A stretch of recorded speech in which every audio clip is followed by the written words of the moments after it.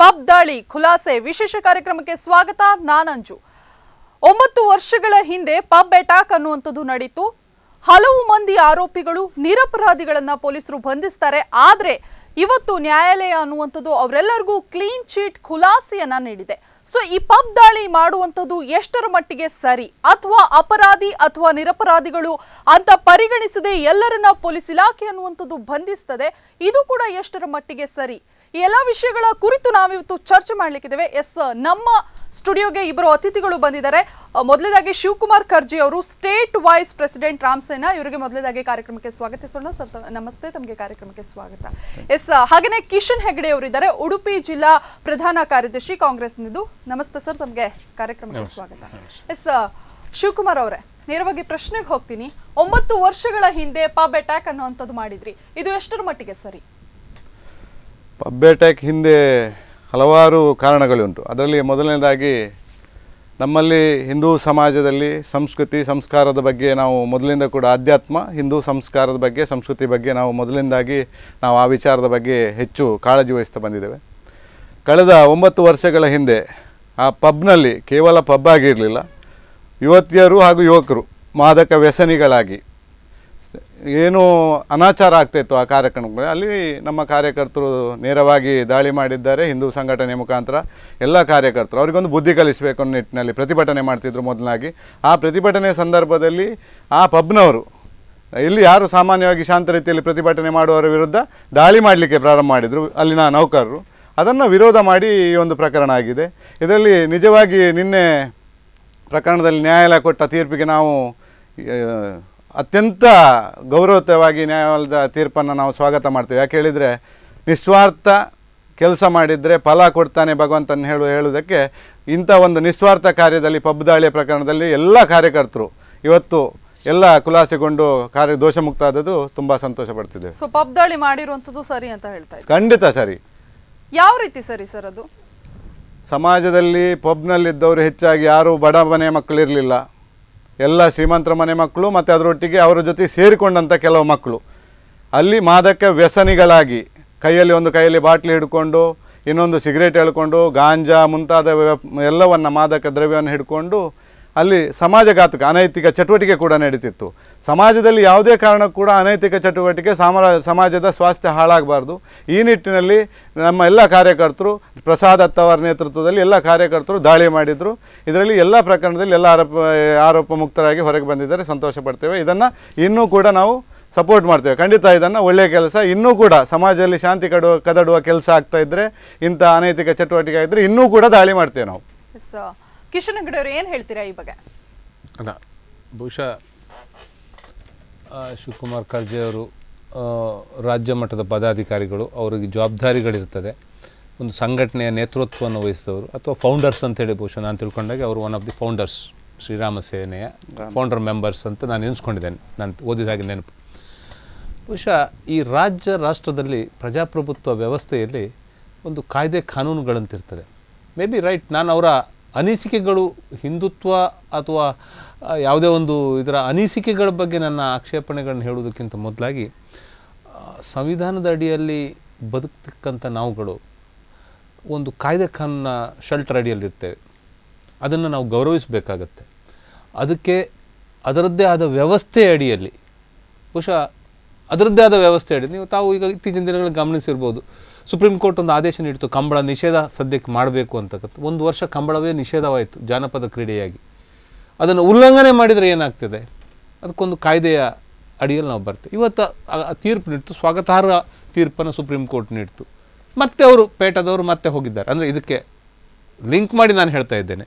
ಹಾಗೆ ಅಲ್ಲಿ ಕಾನೂನು ಬಾಹಿರ ನಡೀತಾ ಇದ್ದದ್ದು ಹೌದಾದಲ್ಲಿ, ನನಗೆ ಗೊತ್ತಿಲ್ಲ, ಹೌದಾದಲ್ಲಿ ಅದೊಂದು ಲೈಸೆನ್ಸ್ಡ್ ಕ್ಲಬ್, ಪಬ್.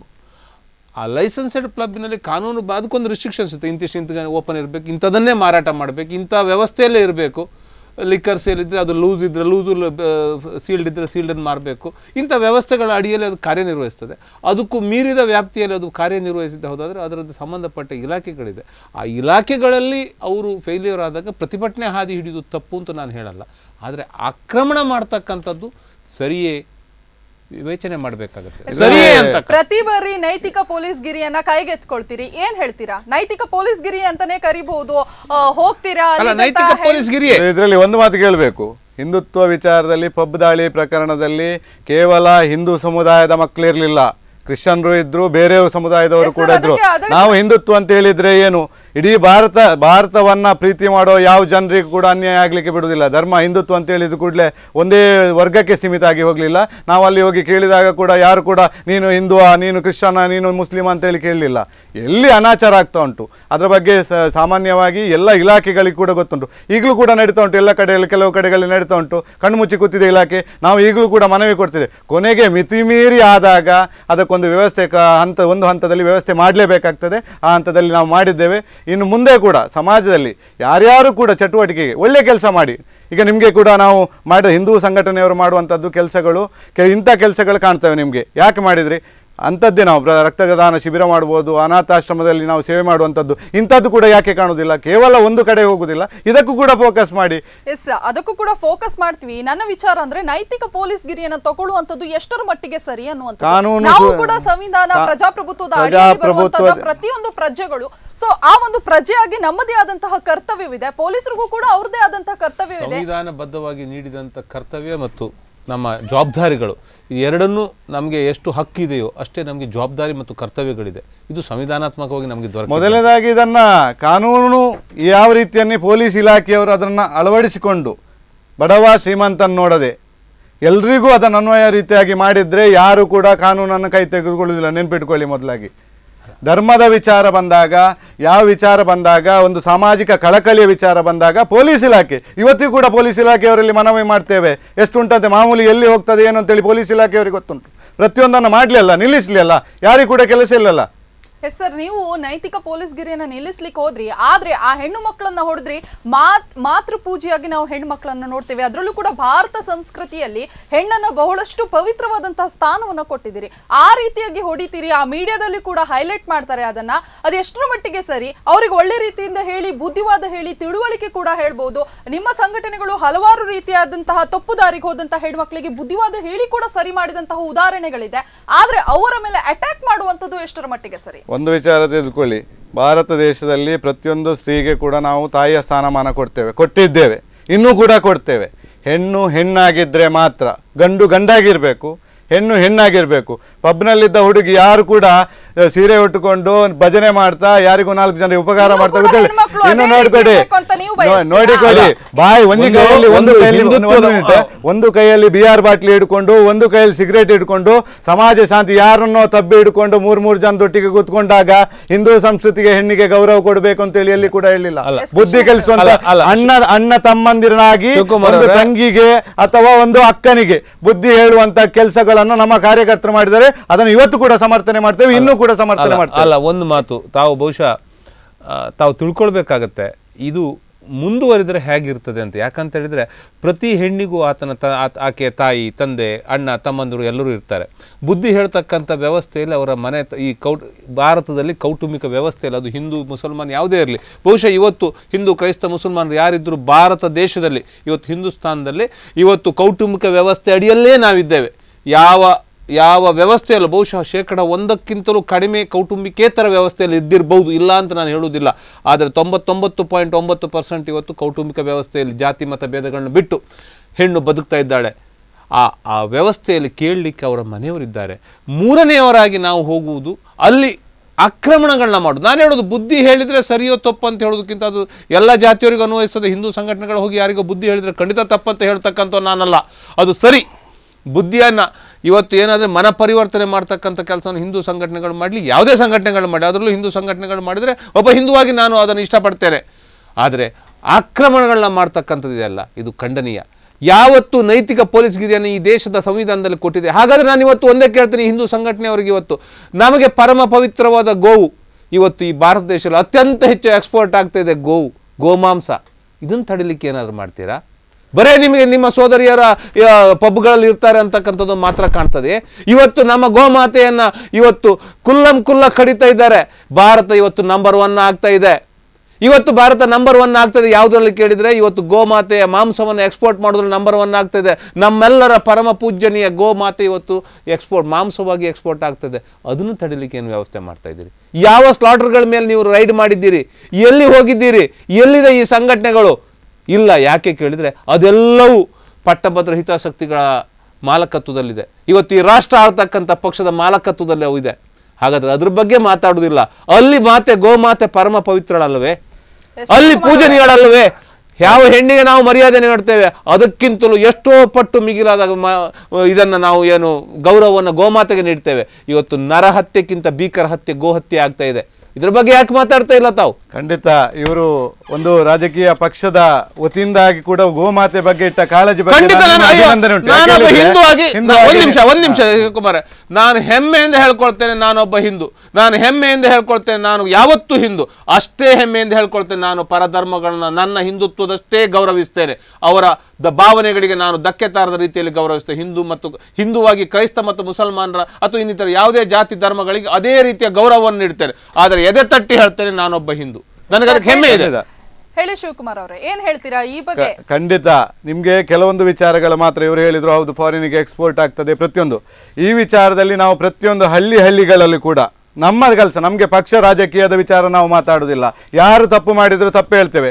ಗೋ ನಮ್ಮ ತಾಯಿ, ನಾವು ಅದರ ವಿಚಾರವಾಗಿ ಹೋರಾಟ ಈಗಲೂ ಮಾಡಿದ್ದೇವೆ, ಇನ್ನೂ ಮಾಡ್ತಿದ್ದೇವೆ. ರಾತ್ರಿ ಇವತ್ತು 12 ಗಂಟೆಗೆ ಕಾಯ್ತಾ ಕೂತ್ಕೊಂಡದ್ದು ಸಾಮಾನ್ಯ ಕಾರ್ಯಕರ್ತರೇ ವಿನಃ ಯಾರು ಬರಲಿಲ್ಲ. ನೆನ್ಪಿಟ್ಕೊಳ್ಳಿ, ನಾವು ಇದರಲ್ಲಿ ಕಾಂಪ್ರಮೈಸ್ ಇಲ್ಲ. ಹಿಂದುತ್ವದ ವಿಚಾರದಲ್ಲಿ ರಾಜಿಲ್ಲ. ರಾಜಕೀಯ ಯಾವುದೇ ಇರಲಿ ನಮ್ಗೆ ಅಗತ್ಯ ಇಲ್ಲ. ನಾವು ಮಾತಾಡುವಂಥ ಕೆಲಸ ನಾವು ಅದನ್ನು ನೇರವಾಗಿ ಮಾತಾಡುವಂಥದ್ದು. ಗೋಹತ್ಯೆ ನಿಷೇಧ ಆಗಬೇಕು. ಅದು ರಾಜ್ಯ ಸರ್ಕಾರವಾದ ಕೆಲಸ ಮಾಡಬೇಕು, ಕೇಂದ್ರ ಸರ್ಕಾರವು ಕೆಲಸ ಮಾಡಬೇಕು. ಎಸ್ ಕಿಶನ್ ಹೆಗಡೆ ಅವರೇ, ತುಳುನಾಡು ಅನ್ನುವಂಥದ್ದು ಬಹಳಷ್ಟು ಸಂಸ್ಕೃತಿಯುತವಾದಂತಹ ನಾಡು, ದೊಡ್ಡ ಸಿಟಿ ಕೂಡ ಅಲ್ಲ. ಇಂತಹ ಒಂದು ಸಿಟಿಯಲ್ಲಿ ಈಗಾದ್ರೂ ಮುಂದುವರೆದಿದೆ. 9 ವರ್ಷಗಳ ಹಿಂದೆ ಇಷ್ಟೊಂದು ಫಾರ್ವರ್ಡ್ ಆಗಿ ಹೋಗ್ಲಿಕ್ಕೆ ಬಹುಶಃ ಎಲ್ಲೋ ಒಂದು ಕಡೆ ಸಂಸ್ಕೃತಿ ನಾಶ ಆಗ್ತಾ ಇದೆ ಅಂತ ಅನ್ನಿಸ್ತಾ ಇಲ್ವಾ? ಅಲ್ಲ, ಒಂದು ನಿಮಿಷ, ತಾವು ಒಂದನ್ನು ಗಮನಿಸಬೇಕು. ತುಳುನಾಡು ಹಲವು ಸಂಸ್ಕೃತಿಗಳ ಬೀಡು.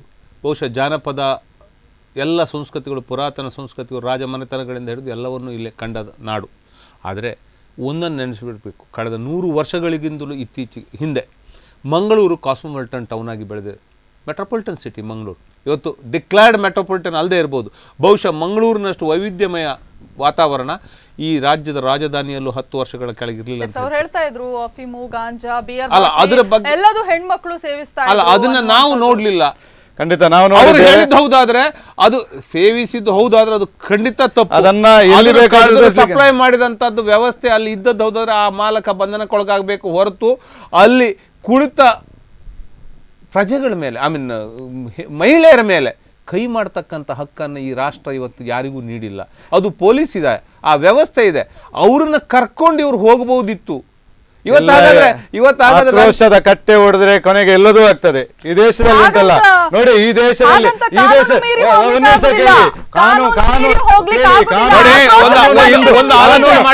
ಹಿಂದೂ ಸಂಘಟನೆಗೆ ಮಾತ್ರ ಅಲ್ಲ, ಕಾನೂನು ಎಲ್ರಿಗೂ ಬೇಕು. ಹಿಂದೂ ಸಂಘಟನೆಗೆ ಮಾತ್ರ ಅಲ್ಲ, ನೆನಪಿಟ್ಕೊಳ್ಳಿ. ಯಾವ ಮನೆ ಹುಡುಗಿಯರು ಏನಾಗಿದೆ ಅವರಿಂದಾಗಿ ಅವರ ಮನೆಗೆ ಮುಕ್ತಿಯಾಗಿದೆ, ಎಷ್ಟೋ ನಮ್ಮಂತ ಮನೆ ಮಕ್ಕಳು ಉಳಿದಿದ್ದಾರೆ ಅಂತೇಳಿ ಎಲ್ಲಾ ಧರ್ಮದವರು ಕೂಡ ನಾವು ಮಾಡಿದ ಕಾರ್ಯವನ್ನು ಶ್ಲಾಘನೆ ಮಾಡಿದ್ದಾರೆ. ನಮ್ಗೆ ಫೋನ್ ಮಾಡಿ ಮಾತಾಡಿದ್ದಾರೆ. ಎಷ್ಟೋ ಮನೆ ಹೆಂಗಸರು, ತಾಯಂದಿರು, ಮಾತೆಯರು ಖುಷಿಯಾಗಿದೆ. ಮೀಡಿಯಾದವರು ತಗೊಂಡೋಗಿ ಅದನ್ನ ಎಷ್ಟೋ ದೊಡ್ಡ ವೈಭವೀಕರಿಸಿದ್ರು, ಏನೋ ಮಾಡಿದ್ರು, ಇರ್ಲಿ. ಆದ್ರೆ ಆ ಮನೆಯವರು ಸಂತೃಪ್ತಿ ಉಂಟು. ನಮ್ಮ ಮನೆ ಮಕ್ಕಳು ನಾಳೆ ಇನ್ನೂ ಹಾಳಾಗಬಾರ್ದು. ಅದ್ರ ಒಂದು ನೀವೊಂದು ಸೋದರರಾಗಿ ಒಂದು ಒಳ್ಳೆ ಕೆಲಸ ಮಾಡಿದಿರಿ, ನಿಮ್ಮೊಂದಿಗೆ ನಾವಿದ್ದಂತೆ ಬೇರೆ ಬೇರೆ ಧರ್ಮದವರು. ನಾನು ಕೂಡ ನಿಮ್ಗೆ ಸಪೋರ್ಟ್ ಮಾಡ್ತಾ ಇದ್ದೆ. ಹೋಗಿ ಬುದ್ಧಿವಾದ ಹೇಳಿದ್ರೆ ಅವರ ಮೇಲೆ ಕೈ ಒಂದೇ ವಿಚಾರ ಹೇಳ್ತೇನೆ. ಕುಡಿತದ ಅಮಲು ಮತ್ತೆ ಮಾದಕ ದ್ರವ್ಯದ ಅಮಲು ಹೊಂದಿದ್ದವನ ವ್ಯಕ್ತಿಗೆ ನಾನು ಯಾರಾದ್ರೂ ಕರ್ಕೊಂಡೋಗಿ, ಎಷ್ಟೋ ಕಾಲೇಜುಗಳಲ್ಲಿ ಇವತ್ತು ಆಗ್ತಾ ಉಂಟು, ನಾವು ಕರ್ಕೊಂಡೋಗಿ ತೋರಿಸ್ತೇವೆ. ನೀವು ಬುದ್ಧಿ ಹೇಳಿದ್ರೆ ನಿಮ್ಗೆ ಹೊಡಿಲಿಕ್ಕೆ ಒಳ್ಳೆ ಕೆಲಸ ಮಾಡ್ಲಿಕ್ಕೆ ಹೋದಾಗ ಒಂದೊಂದು ಘಟನೆ ಆಗ್ತದೆ. ಅದನ್ನು ನಾವು ಹಿಡ್ಕೊಂಡು ನಮ್ಮಿಂದ ಕೆಟ್ಟದಾಯ್ತು ಅಂತ ಆಲೋಚನೆ ಮಾಡುವಂತ ಪ್ರಶ್ನೆ ಅಲ್ಲ. ಶಿವಕುಮಾರ್ ಅವರೇ, ಒಂದು ನೆನ್ಪಿಟ್ಕೊಳ್ಳಿ, ಬಹುಶಃ ಒಂದು ಯಾವುದೋ ಕಂಪ್ಲೇಂಟ್ ಬಂದಾಗ, ಮಹಿಳೆಯರ ಮೇಲೆ ಕಂಪ್ಲೇಂಟ್ ಬಂದಾಗ ಪೊಲೀಸ್ ಅಧಿಕಾರಿಗಳು ಸಹಿತ ಮಹಿಳಾ ಕಾಪ್ಸ್ ಅನ್ನು ಕರ್ಕೊಂಡು ಹೋಗ್ತಾರೆ. ಪುರುಷ ಕಾಪ್ಸ್ ಹೋಗುದಿಲ್ಲ. ಅವ್ರ ಜೊತೆಯಲ್ಲಿ ಮಹಿಳಾ ಕಾಪ್ಸ್, ಕನಿಷ್ಠ ಒಬ್ಬರಾದ್ರೂ ಮಹಿಳಾ ಕಾಪ್ಸ್ ಇದ್ದೇ ಇರ್ತಾರೆ. ಇವತ್ತು ಮಹಿಳೆಯ ಹೆಸರು ಒಂದು ಕಂಪ್ಲೇಂಟ್ ಅಲ್ಲಿ ಇತ್ತು ಅಂತ ಹೇಳಿದ್ರೆ ಆ ಪ್ರದೇಶದಲ್ಲಿ ಅಥವಾ ಅವರು ಅಲ್ಲಿ ತಡೆ ನೀಡಿ ಮಹಿಳೆಯರನ್ನ ನೀವು ಹೇಳಿದನ್ನ ನಾವು ಖಂಡಿತ ನೀವು ಹೇಳಿದ್ದನ್ನ ನಾನು ಖಂಡಿತ ಮುಂದಿನ ದಿನಗಳಲ್ಲಿ ಬಳಸಿಕೊಳ್ತೇವೆ. ನಮ್ಮ ಮಹಿಳಾ ಘಟಕದವರನ್ನು ಕೂಡ ಕರೆದುಕೊಂಡೋಗಿ ಏನು ವ್ಯವಸ್ಥೆ ಮಾಡಬೇಕಂತ ಮಾಡ್ತೇವೆ. ಮಿನಿಮಮ್ ಜಸ್ಟಿಫೈಡ್ ಏನಿತ್ತು, ಮಿನಿಮಮ್ ಅದು ಜಸ್ಟಿಫೈಡ್ ಅಂತ ನಾನು ಹೇಳುದಿಲ್ಲ, ಬಟ್ ದಟ್ ಮಿನಿಮಮ್ ಜಸ್ಟಿಫೈಡ್ ಏನು, ಕನಿಷ್ಠ ನಿಮ್ಮಲ್ಲಿ ಮಹಿಳೆಯರು ಇರ್ತಿದ್ರೆ ಅವ್ರನ್ನ ಸಪರೇಟ್ ಮಾಡಿ ಇಟ್ಕೊಂಡು ನೋಡಿ, ಆಲೋಚನೆ ಮಾಡಿ ಆ ಜಾಗದಲ್ಲಿ ನಮ್ಮ ಸೋದರಿಯರ ಆ 9 ವರ್ಷಗಳ ಹಿಂದೆ ಆದವರ ನಿಮ್ಗೆ ಬಹಳ ಜನ ಹೇಳಿರ್ಬೋದು, ಆದ್ರೆ ಅವರ ಮನೆಯವರ ಪರಿಸ್ಥಿತಿ, ಅವರ ಪೇರೆಂಟ್ಸ್ನ ಪರಿಸ್ಥಿತಿ ಏನಿತ್ತು ಖಂಡಿತ. ಈ ಬಗ್ಗೆ ಚರ್ಚೆನ ಮುಂದುವರಿಸೋಣ ಒಂದು ಪುಟ್ಟ ವಿರಾಮದ ನಂತರ.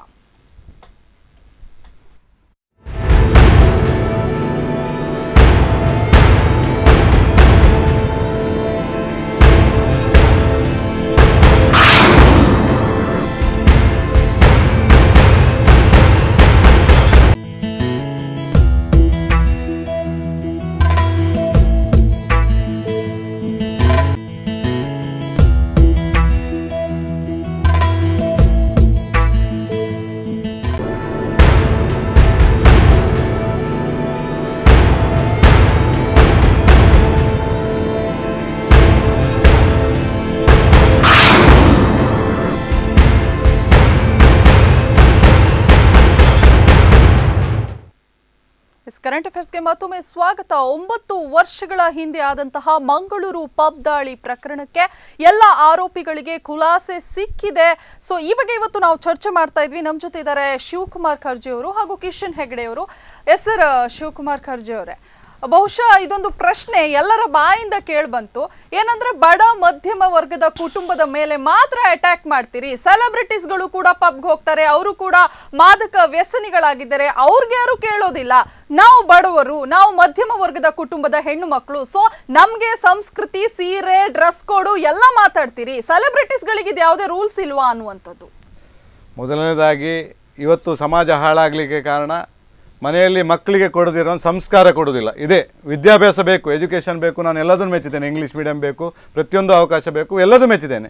ಅದರ ಜೊತೆಗೆ ಆಧ್ಯಾತ್ಮ ಮತ್ತು ಸಂಸ್ಕಾರ ಎಲ್ಲಿ ಕೂಡ ಮನೆಯಲ್ಲಿ ಕಾಣ್ತಾ ಇಲ್ಲ. ಅವಿಭಕ್ತ ಕುಟುಂಬಗಳೆಲ್ಲ ಹೋಗಿದ್ದೇವೆ. ಈಗ ನೀವೀಗ ಹೇಳಿದ್ರಿ, ದೊಡ್ಡ ಸೆಲೆಬ್ರಿಟಿ ಕುಟುಂಬ ಬಿಟ್ಟು ಬಡ ಮಧ್ಯಮ ವರ್ಗದ ಹುಡುಗರ ಮಕ್ಕಳ ಮನೆಯವ್ರು ಮಾತ್ರ ನೀವು ಬುದ್ಧಿ ಹೇಳ್ತೀರಿ, ಒಳ್ಳೆ ಕೆಲಸ ಮಾಡಲಿಕ್ಕೆ ಹೇಳ್ತೀರಿ, ಅವರಿಗೆ ಹೊಡಿತೀರಿ ಮಾಡ್ತೀರಿ ಅಂತೇಳಿ. ಖಂಡಿತ ತಪ್ಪು. ಇದರಲ್ಲಿ ತಪ್ಪು ಮಾಡಿದ ಸಂಸ್ಕಾರಕ್ಕೆ ವಿರೋಧವಾಗಿ ಯಾರು ಮಾಡಿದ್ರು ಯಾರನ್ನು ಕೂಡ ಬಿಡಲಿಲ್ಲ. ಇದರಲ್ಲಿ ಕೆಲವು ಅಧಿಕಾರಿಗಳ ಮಕ್ಕಳು ಕೂಡ ಇದ್ದರು ಈ ಪ್ರಕರಣದಲ್ಲಿ ಕೂಡ, ನಿಮಗೆ ಗಮನಕ್ಕೆ ಬಂದಿರ್ಬೋದು. ಅದರೊಟ್ಟಿಗೆ ಮಧ್ಯಮ ವರ್ಗದ ಮಕ್ಕಳಾದರೆ ಅವರು ಒಳ್ಳೆಯದಾಗಬೇಕು. ದೊಡ್ಡವರ ಮಕ್ಕಳಾದರೆ ಎಲ್ಲ ಹಾಳಾದರೂ ಮತ್ತೆ ಪುನಃ ಅವ್ರ ಮನೆಯವರು ಏನಾದರೂ ಒಂದು ಸರಿ ಮಾಡ್ಕೊಂಡು ಹೋಗ್ತಾರೆ. ಬಡವರ ಮನೆಯ ಮಕ್ಕಳಿಗೆ ಏನಾದರೂ ತೊಂದರೆ ಆದರೆ ಅವರಿಗೆ ಖರ್ಚು ಮಾಡಿ ಆ ಮಾದಕ ವ್ಯಸನದಿಂದ ಹೊರಗೆ ತರುವ ಖರ್ಚು ಮಾಡುವ ವ್ಯವಸ್ಥೆಗಳು ಅವ್ರ ತಂದೆ ತಾಯಿಗಳಲ್ಲಿಲ್ಲ. ಖಂಡಿತ ನೆನ್ಪಿಟ್ಕೊಳ್ಳಿ, ಯಾರನ್ನೂ ಬಿಟ್ಟುಕೊಡ್ಲಿಲ್ಲ. ಎಲ್ಲರೂ ಕೂಡ ಒಂದೇ ನಮಗೆ. ನಾವು ಯಾರನ್ನು ಚಿಕ್ಕವರು ದೊಡ್ಡವರು ಅಂತೇಳಿ ಇವತ್ತವರೆಗೆ ನೋಡಲಿಲ್ಲ, ಇನ್ನು ಮುಂದೆ ಕೂಡ ನೋಡುವುದಿಲ್ಲ. ಸೊ ನೀವು ಕಾಳಜಿ ಮೇಲೆ ಅಟ್ಯಾಕ್ ಮಾಡಿದ್ದೀರಾ ಅವ್ರ ಮೇಲೆ? 100% ಕಾಳಜಿ ಮೇಲೆ ಅಟ್ಯಾಕ್ ಮಾಡಿದ್ದಂತಲ್ಲ. ಅಲ್ಲಿ ಒಂದು ಘಟನೆ ಆಗ್ತದೆ, ಘಟನೆ ಆಗುವ ಸಂದರ್ಭದಲ್ಲಿ ಅಲ್ಲಿ ಏನು ರಿಯಾಕ್ಷನ್ ಆಗ್ತದೆ ಅದರ ಮೇಲೆ ಕೆಲವು ಕೆಲಸಗಳಾಗ್ತವೆ, ಘಟನೆ ಆಗ್ತದೆ, ಮತ್ತೆ ಪುನಃ ಅಂಥದ್ದೇ ಪ್ರಕರಣ ಆಗಿದೆ. ಹೇಳಿ. ಒಂದನ್ನು ಭಾಳ ಎಲ್ಲರೂ ಬಹುಶಃ ಇಲ್ಲಿ ಒಂದು ಕನ್ಫ್ಯೂಷನ್ ಕ್ರಿಯೇಟ್ ಆಗಿದೆ ಅಂತ ನನ್ನ ಭಾವನೆ. ಆರೋಪಿಗಳೆಲ್ಲರ ಖುಲಾಸೆ ಹೆಡ್ಡಿಂಗ್ ಬಂತು, ಟಿ ವಿಯಲ್ಲಿ ಬ್ರೇಕಿಂಗ್ ನ್ಯೂಸ್ ಬಂತು, ಇವತ್ತು ಪೇಪರಲ್ಲಿ ಬಂತು. ಆರೋಪಿಗಳೆಲ್ಲರ ಖುಲಾಸೆ ಅಂದರೆ ಆರೋಪಿಗಳನ್ನ ಸಾಕ್ಷ್ಯಾಧಾರ ಸಹಿತ ರುಜುವಾತುಪಡಿಸುವಲ್ಲಿ ಪ್ರಾಸಿಕ್ಯೂಷನ್ ವಿಫಲವಾಗಿದೆ ಹೊರತು ಮಾಡಿದ ಕೆಲಸ ಸರಿ ಅಂತ ಕೋರ್ಟ್ ಎತ್ತಿ ಹಿಡಿದದ್ದಲ್ಲ. ಭಾಳ ಸ್ಪಷ್ಟ ಇಲ್ಲಿ ನೆನ್ಪಿಟ್ಕೊಳ್ಳಿ. ಎಲ್ಲರೂ ಇದ್ರ ಬಗ್ಗೆ ಮೈಂಡ್ ಅಪ್ಲೈ ಮಾಡಿ. ಆರೋಪಿಗಳ ಖುಲಾಸೆ ಅಂದರೆ ಏನು? ಆ ಘಟನೆ ನಡೆದ ಘಟನೆಯನ್ನು ಸಾಕ್ಷ್ಯಾಧಾರ ಸಹಿತ ಅದನ್ನು ಪ್ರೂವ್ ಮಾಡುವಲ್ಲಿ ಪ್ರಾಸಿಕ್ಯೂಷನ್ ಎಡವಿದೆ. ನೀವು ಪಬ್ ದಾಳಿ ಮಾಡಿದ್ದು ಸರಿ ಅಂತ ಸರ್ಟಿಫಿಕೇಟ್ ಕೊಟ್ಟಿದ್ದಲ್ಲ. ಇನ್ನೊಂದು ಮಾತು, ಇದನ್ನ ಎಲ್ಲರೂ ತಿಳ್ಕೊಳ್ಬೇಕು. ಖಂಡಿತ ಸರ್ಟಿಫಿಕೇಟ್ ಕೊಟ್ಟಿದ್ದಲ್ಲ. ಇನ್ನೊಂದು ಮಾತು, ಇವತ್ತು ಬಹಳ ಕಾಳಜಿಗಳ ಬಗ್ಗೆ ನನಗೆ ಇಷ್ಟ ಆಗ್ತದೆ, ಅಲ್ಲ ಅಂತ ನಾನು ಹೇಳೋದಿಲ್ಲ. ಪಬ್ ದಾಳಿ ಮಾಡೋದಕ್ಕಿಂತ ಮೊದಲು ನಾವು ಜಾಗೃತಿಯನ್ನು ಮೂಡಿಸ್ತಕ್ಕಂಥ ಕೆಲಸ ಮಾಡಬೇಕು. ಇವತ್ತು ಮುಸಲ್ಮಾನರಲ್ಲಿ ಹೋಗಿ 5 ನಮಾಜಿನ ಬಗ್ಗೆ ಅವಳು ಬಹಳಷ್ಟು ಮಕ್ಕಳನ್ನ ಎಜುಕೇಟ್ ಮಾಡ್ತಾರೆ. ಒಂದೇ ನಿಮಿಷ ಹೇಳಿ ಮುಗಿಸ್ತೇನೆ. ಇವತ್ತು ಕ್ರೈಸ್ತರಲ್ಲಿ ಹೋಗಿ ಪ್ರತಿ ಸಂಡೇ ಅವರ ಮಾಸನ್ನು ಅಟೆಂಡ್ ಮಾಡೋದ್ರಲ್ಲಿ ಅವರು ಕಡ್ಡಾಯವಾಗಿ ಮಕ್ಕಳನ್ನು ಮಾಡ್ತಾರೆ. ನಮ್ಮ ಮಕ್ಕಳಿಗೆ ನಾವು ಎಲ್ಲಿ ತಾಳ ಹಿಡಿಸಿದ್ದೇವೆ? ಯಾವ ಮನೆಯಲ್ಲಿ ಇವತ್ತು ತಾಳದ ಶಬ್ದ ಕೇಳ್ತದೆ? ಭಜನೆ ಎಲ್ಲಿ ಹೋಯಿತು? ಜಾಗಟೆ ಶಬ್ದ ಕೇಳಿ ಎಷ್ಟು ವರ್ಷ ಆಯಿತು? ಶಂಕನಾದ ಎಲ್ಲಿ ಕೇಳ್ತಾ ಇದ್ದೀರಿ ನೀವು? ಎಲ್ಲಿದೆ ನಮ್ಮ ಪುರಾತನ ಸಂಸ್ಕೃತಿಯನ್ನು, ನಮ್ಮ ಹಿಂದುತ್ವವನ್ನು ನಾವು ಉಳಿಸ್ತಕ್ಕಂಥ ಕೆಲಸವನ್ನು ನಾವು ಮಕ್ಕಳಿಂದ ಪ್ರಾರಂಭ ಮಾಡಬೇಕು. ಆ ಕೆಲಸವನ್ನು ಹಿಂದೂ ಸಂಘಟನೆಗಳು ಮಾಡಲಿ, ಮಠಮಾನ್ಯಗಳು ಮಾಡಲಿ. ಬಹಳ ಸಂತೋಷ. ಅಲ್ಲಿ ನೀವು ಹಾಕಿದ್ರೆ ಆ ಫೌಂಡೇಶನ್ ಖಂಡಿತ ಅದು ಪಬ್ಬಿಗೆ ಕರ್ಕೊಂಡು ಹೋಗುದ. ತಾಳ ಹಿಡಿದ ಹೆಣ್ಣು ಮಗು ಆಗಲಿ ಗಂಡು ಮಗು ಆಗಲಿ, ಭಜನೆ ಹೇಳಿದ ಮಗು ಖಂಡಿತ ಪಬ್ಬಿಗೆ ಕಾಲ ಹಾಕುದಿಲ್ಲ. ಅದನ್ನ ಕ್ರಿಯೇಟ್ ಮಾಡಿ ಖಂಡಿತ ಈ ಬಗ್ಗೆ ನಾನು ನೇರವಾಗಿ ಹೇಳ್ತೇನೆ. ಪ್ರಸಾದ್ ದತ್ತ ಅವರ ನೇತೃತ್ವದಲ್ಲಿ ರಾಮ್ ಸೇನಾ ಸಂಘಟನೆ ಮೊದಲನೇ ಸಂಘಟನೆಯ ಕಾರ್ಯಕರ್ತರಿಗೆ ನಾವು ಆಧ್ಯಾತ್ಮ ಚಿಂತನೆ ಬಗ್ಗೆ ಅಳವಡಿಸಿಕೊಳ್ಳುವ ಬಗ್ಗೆ ಪ್ರಸಾದ್ ದತ್ತ ಅವರವೇ ನೇರವಾಗಿ ಇಡೀ ರಾಜ್ಯವ್ಯಾಪಿ ಇವತ್ತು ರಾಮ್ ಸೇನಾ ಸಂಘಟನೆ ಅಂಥ ಕಾರ್ಯಕರ್ತರನ್ನೇ ಬೆಳೆಸ್ಕೊಂಡು ಮೊದಲಾಗಿ ಅವರು ಬೆಳೆದ್ರೆ ಅವರ ಮನೆಯಲ್ಲಿ, ನಾನೀಗ ಕೂಡ ಹೇಳಿದೆ, ಶಿಕ್ಷಣ ಎಷ್ಟು ಮುಖ್ಯವೋ ಅಷ್ಟೇ ಸಂಸ್ಕಾರ ಕೂಡ ಮುಖ್ಯ. ನಾವು ಸಂಸ್ಕಾರ ಕಲಿಸದೇ ಹೋದರೆ ನಾಳೆ ನಮ್ಮ ಮಕ್ಕಳು ನಾವು ಶಿಕ್ಷಣ ಕಲಿಸಿ ಇಂಜಿನಿಯರು ಡಾಕ್ಟ್ರು ಮತ್ತೊಂದು ಮಾಡಿ ನಮ್ಮ ಮಕ್ಕಳು ನಮ್ಮ ಏಜ್ ಆಗೋ ಹೊತ್ತಿಗೆ ನಮ್ಮಂತ ಕೊಂಡು ಅನಾಥಾಶ್ರಮಕ್ಕೆ ಆಗ್ತಾರೆ, ವೃದ್ಧಾಶ್ರಮಕ್ಕೆ ಆಗ್ತಾರೆ. ಮನೆಯಲ್ಲಿ ಮೊದಲು ಅಜ್ಜ ಅಜ್ಜಿ ಸಂಸ್ಕಾರ ಯಾರು ಏನು ಹೇಳಿಕೊಡ್ತೀರೋ ಆ ಸಂಸ್ಕಾರಗಳಿತ್ತು, ಭಜನೆಗಳಿತ್ತು ದಿನಕ್ಕೆ ಇವರು ಹೇಳಿದಾಗೆ ಖಂಡಿತ ಒಪ್ತೇನೆ ನಾನು. ಅದನ್ನು ಈಗ ನಿಲ್ಲಕ್ಕೆ ಕಾರಣ ಯಾವುದು? ನಾವು ಮಾಧ್ಯಮದಲ್ಲಿ ಕೆಲವು ಟಿ ವಿ ಚಾನಲ್ನಲ್ಲಿ ಬರುವಂಥ ಸೀರಿಯಲ್ಗಳು ನೋಡ್ತೇವೆ. ಅದು ಮನೆಯನ್ನು ಮೂರು ಮಾಡುವಂಥದ್ದೇ ಸೀರಿಯಲ್ಗಳು ಬರುವಂಥದ್ದು, ಅಂಥದ್ದೇ ತಾಯಿ ನೋಡ್ತಾರೆ, ಮಕ್ಕಳಿಗೂ ಕೂಡ ಅದನ್ನೇ ಪ್ರೇರೇಪಣೆಯಾಗಿ ಹೋಗ್ತದೆ. ಖಂಡಿತ ಅದಾಗಬಾರ್ದು. ನಾವು ನಮ್ಮ ರಾಮ್ ಸೇನಾ ಕರ್ನಾಟಕ ಪ್ರಸಾದ್ ದತ್ತ ಅವರ ಸಂಘಟನೆ ನೇತೃತ್ವದಲ್ಲಿ ನಾವು ಇವತ್ತಿಗೂ ಕೂಡ ಮಾಡ್ತಿದ್ದೇವೆ. ಮುಂದಿನ ದಿನಗಳಲ್ಲಿ ಕೇವಲ ಹಿಂದುತ್ವ ಅಂತ ಹೇಳಿದ್ರೆ ಕೂಡಲೇ ಯಾವುದೇ ಒಂದು ಕಾರ್ಯಚಟುವಟಿಕೆ ಇಲ್ಲ, ಆಧ್ಯಾತ್ಮ ಚಿಂತನೆಗಳನ್ನು ಮೂಡಿಸುವುದು ಕೂಡ ಉಂಟು. ಹಿಂದೂ ಸಮಾಜದಲ್ಲಿ ಬಡವರು ಯಾರಿದ್ದಾರೆ ಅವರನ್ನು ಸಮಾಜ ಆರ್ಥಿಕವಾಗಿ ಸದೃಢ ಮಾಡಿ ಸಮಾಜ ಮುಂಚೂಣಿ ತರುವಂಥ ಕೆಲಸಗಳು ಮಾಡ್ತೇವೆ. ಅದನ್ನು ಬೇಕಾದರೆ ನಿಮಗೆ ಮುಂದಿನ ದಿನ ನಾನು ಎಕ್ಸಾಂಪಲ್ ಎಷ್ಟು ಕೆಲಸ ಮಾಡಿದ್ದೇವೆ ಅದನ್ನು ಕೊಡ್ತೇವೆ. ಎಲ್ಲದೂ ಕೆಲಸಗಳು ಮಾಡ್ತಿದ್ದೇವೆ. ನಾನು ಅದೇ ಹೇಳಲಿಕ್ಕೆ ಬಯಸ್ತೇನೆ, ಇವತ್ತು ಹಿಂದೂ ಸಂಸ್ಕೃತಿಯನ್ನು ಕಾಪಾಡುವ ನಿಟ್ಟಿನಲ್ಲಿ ಹುಟ್ಟಿಕೊಂಡ ಸಂಘಟನೆಗಳ ಬಗ್ಗೆ ನನ್ನ ಸ್ವಾಗತ ಇದೆ. ನಾನು ಅಲ್ಲ ಅಂತ ನಾನು ಹೇಳುವುದಿಲ್ಲ, ಅದು ದಾರಿ ತಪ್ಪದಿರಲಿ ಅಂತಕ್ಕಂಥ ಆಶಯದೊಂದಿಗೆ ಇವತ್ತು ಹಿಂದೂಗಳ ಮದುವೆ ಕಾಗದಗಳನ್ನು ತೆಗೆದು ನೋಡಿ. ಒಂದು 25 ವರ್ಷಗಳ ಕೆಳಗೆ ಚಿರಂಜೀವಿ ಸೌಭಾಗ್ಯವತಿ ಹರಿದ್ರ ಕುಂಕುಮ ಶೋಭಿತೆ ಅಂತ ಮದುವೆ ಬರ್ತಿತ್ತು. ಇವತ್ತು ಮಾತ್ರ ಚೀಸವೂ ಇಲ್ಲ. ಅಲ್ಲಿಗೆ ಬಂದು ಮುಟ್ಟಿದೆ ನಮ್ಮ ಮದುವೆ ಇನ್ವಿಟೇಷನಲ್ಲೇ ಅಲ್ಲಿಗೆ ಬಂದು ಮುಟ್ಟಿದೆ. ನಾವು ಇವತ್ತು ಒಂದು ಮಂಗಳ ಕಾರ್ಯ ಆಗ್ತಕ್ಕಂಥದ್ದಲ್ಲಿ ಹರಿದ್ರ ಕುಂಕುಮ ಶೋಭಿತ ನಾವು ಗಂಧ ಪ್ರಸಾದಗಳನ್ನು ಹಣೆಗೆ ಹಾಕೊಳ್ಳೋ ಬದಲು ಎಲ್ಲೋ ಬೇರೆಯವರಿಗೆ ಏನೋ ಆಗುತ್ತೆ ಅಂತ ಹೇಳಿ ಕಿಸೆಗೆ ಹಾಕ್ಕೊಳ್ತಕ್ಕಂಥ ಹಿಂದುತ್ವ ಬಂದಿದೆ. ಇವತ್ತು ನಮ್ಮ ಧರ್ಮವನ್ನು ನಾವು ಪ್ರಥಮವಾಗಿ ಗೌರವಿಸಿದಾಗ ನಾವು ಅನ್ಯ ಧರ್ಮದ ಬಗ್ಗೆ ನಾವು ಗೌರವವನ್ನು ನೀಡ್ತೇವೆ. ಇವತ್ತು ನೀವು ನೋಡಿ, ಕೈಯಲ್ಲಿ ದೇವಸ್ಥಾನಕ್ಕೆ ಹೋಗಿ ಪ್ರಸಾದ ಹೀಗೆ ಕೊಡ್ತಾರೆ, ಅದನ್ನು ಹಣೆಗೆ ಹಾಕ್ಕೊಂಡ್ರೆ ಇನ್ನೊಬ್ಬ ಯಾರೋ ನೋಡ್ತಾನೆ ಅಂತಕ್ಕಂಥ ಪರಿಸ್ಥಿತಿ ಬಂದರೆ ನೀವು ಅದನ್ನು ಕ್ರಿಯೇಟ್ ಮಾಡಿ. ಹಿಂದುತ್ವವನ್ನು ಜಾಗೃತಗೊಳಿಸುವುದು ಅಂದರೆ ಅನ್ಯ ಧರ್ಮೀಯರ ಮೇಲೆ ಅಟ್ಯಾಕ್ ಮಾಡುವುದಲ್ಲ, ಅಥವಾ ಇನ್ನಿಲ್ಲದ ವಿಷಯಗಳ ಮೇಲೆ ಅಟ್ಯಾಕ್ ಮಾಡೋದು. ಹಿಂದುತ್ವ ಅನ್ನೋದು ಸರ್ವವ್ಯಾಪಿಯಾಗಿ ಜಗದ್ವ್ಯಾಪಿಯಾಗಿ ಇರ್ತಕ್ಕಂಥ ಹಿಂದುತ್ವವನ್ನ ಜಾಗೃತಗೊಳಿಸಿ ತಪ್ಪಿಲ್ಲ. ಮೊದಲು ಸಂಸ್ಕೃತಿ ಕಲಿಸಿ ತದನಂತರ ಅಟ್ಯಾಕ್ ಮಾಡಿ. ದೇವಸ್ಥಾನಕ್ಕೆ ಹೋದ್ರೆ ನಮಸ್ಕಾರ ಮಾಡೋದು ಹೇಗಂತ ನಮ್ಮ ಮಕ್ಕಳಿಗೆ ಗೊತ್ತಿಲ್ಲ, ಗಂಟೆ ಹೊಡಿಲಿಕ್ಕೆ ಗೊತ್ತಿಲ್ಲ, ಗಂಟಾ ನಿನಾದಗಳನ್ನ ಕೇಳಲಿಕ್ಕೆ ಗೊತ್ತಿಲ್ಲ, ನಮಸ್ಕಾರದ ರೀತಿಗಳು ಗೊತ್ತಿಲ್ಲ. ಅದನ್ನು ನಾವು ಕಲಿಸ್ಬೇಕು. ಇವತ್ತು ಹಿಂದುತ್ವದ ಪ್ರಥಮ ಪಾಠ ಅಲ್ಲಿ ಆಗ್ಬೇಕಾಗುತ್ತೆ. ಅದೇ ಚಿಂತನೆಯಲ್ಲಿ ಇವತ್ತು ಪ್ರಸಾದ್ ದತ್ತ ಅವರ ನೇತೃತ್ವದಲ್ಲಿ ನಾವು ಸಂಘಟನೆ ಮಾಡ್ತಿದ್ದೇವೆ. ಏನ್ ಹೇಳಿದ್ರೆ ಆದ್ರೆ ಅದ್ಯಾವುದು ಕೂಡ ಹೈಲೈಟ್ ಆಗಿಲ್ಲ ನೋಡಿ. ಕಾರ್ಯ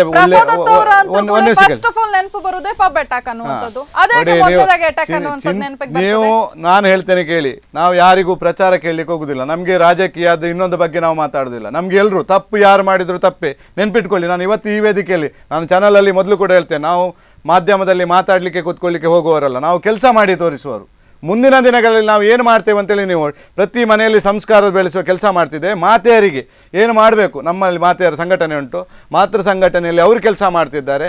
ಮುಂದಿನ ದಿನಗಳಲ್ಲಿ ಬದಲಾವಣೆ, ಯಾವ ಬದಲಾವಣೆ ಆಗಬೇಕು, ನಮ್ಮ ಮನೆಯಿಂದ ಬದಲಾವಣೆ ಆಗಬೇಕು. ನಾವು ಇನ್ನೊಬ್ಬನಿಗೆ ಹೇಳೋದು, ನಾವು ಇವತ್ತು ಒಂದು ಬೈಠಕ್ ತೆಗೆಯುವಾಗ ಹೇಳ್ತೇವೆ, ಮೊದಲು ನಿನ್ನ ತಂದೆ ತಾಯಿಯವರನ್ನು ಚೆನ್ನಾಗಿ ನೋಡ್ಕೊ, ನೀನು ನಿನ್ನ ಮನೆಯನ್ನು ಗಟ್ಟಿ ಮಾಡಿ ನಂತರ ಸಮಾಜ ಸಂಘಟನೆಗೆ ಸಮಯ ಕೊಡು ಅಂತೇಳಿ ಕೇಳ್ತೇವೆ. ಯಾಕೆ ಗೊತ್ತುಂಟಾ? ತಂದೆ ತಾಯಿಯ ಕಣ್ಣೀರು ಹಾಕಿಸಿ ಯಾರು ಸಂಘಟನೆಗೆ ಬಂದು ಯಾವ ಕೆಲಸ ಸಮಾಜಕ್ಕೆ ಎಷ್ಟು ಕೆಲಸ ಮಾಡಿದ್ರು ವ್ಯರ್ಥ. ಎಸ್ ಇನ್ನೊಂದು ಕ್ವಶನ್ ಸರ್, ಏನಂದ್ರೆ ಆರೋಪಿಗಳನ್ನ ಖುಲಾಸೆ ಮಾಡ್ತು, ಅದು ಕೂಡ ಸಾಕ್ಷ್ಯಾಧಾರಗಳ ಕೊರತೆಯಿಂದ. ಎಲ್ಲಾದ್ರೂ ಸಾಕ್ಷ್ಯಾಧಾರಗಳನ್ನ ಕೊರತೆ ಮಾಡುವಂತ ನಿಟ್ಟಿನಲ್ಲಿ ಏನಾದ್ರೂ ಒಂದೇ ನಿಮಿಷ ಮಧ್ಯದಲ್ಲಿ ನೀವು ಕಂಟಿನ್ಯೂ ಮಾಡಿ. ಅದನ್ನೇ ಆಗ ಹೇಳಿದ್ದು, ಆರೋಪ ಸಾಬೀತಾಗುವಲ್ಲಿ ಸಾಕ್ಷ್ಯಾಧಾರಗಳ ಕೊರತೆ ಇತ್ತು ಹೊರತು ಪಬ್ ದಾಳಿ ಮಾಡಿದ್ದು ಸರಿ ಅಂತೇಳಿ ಹೇಳಿಲ್ಲ. ಅದನ್ನು ನೆನ್ಪಿಟ್ಕೊಳ್ಬೇಕು. ಇವತ್ತು ವ್ಯವಸ್ಥಿತವಾಗಿ ಅದಕ್ಕೆ ಉಲ್ಟಾ ಪಬ್ ದಾಳಿ ಸರಿ ಅಂತಕ್ಕಂಥ ಮಾತುಗಳು ಇವತ್ತಿನ ದಿನ ಟಿವಿಯಲ್ಲಿ ನಾನು ನೋಡ್ತಾ ಇದ್ದೇನೆ. ಖಂಡಿತ ಪಬ್ ದಾಳಿ ಸರಿ ಅಂತ ನ್ಯಾಯಾಲಯ ಎಲ್ಲೂ ಹೇಳಿಲ್ಲ. ಹೇಳಿ. ಒಂದೇ ವಿಚಾರ, ಅದು ನೇರವಾಗಿ ಹೇಳ್ತೇನೆ. ಧರ್ಮ ಕಾರ್ಯ ನಿಸ್ವಾರ್ಥ ರೀತಿಯಲ್ಲಿ ಯಾರು ಧರ್ಮ ಕಾರ್ಯ ಮಾಡ್ತಾನೆ ಅವನಿಗೆ ಭಗವಂತನ ಅನುಗ್ರಹ ಇರ್ತದೆ ಅಂತ ಹೇಳಲಿಕ್ಕೆ ಪಬ್ ದಾಳಿ ಈ ಪ್ರಕರಣದಲ್ಲಿ ಸಾಕ್ಷ್ಯಾಧಾರ ಕೊರತೆ ಅಂತ ಹೇಳಿದ್ರು. ಏನು ಹೇಳಿದ್ರು?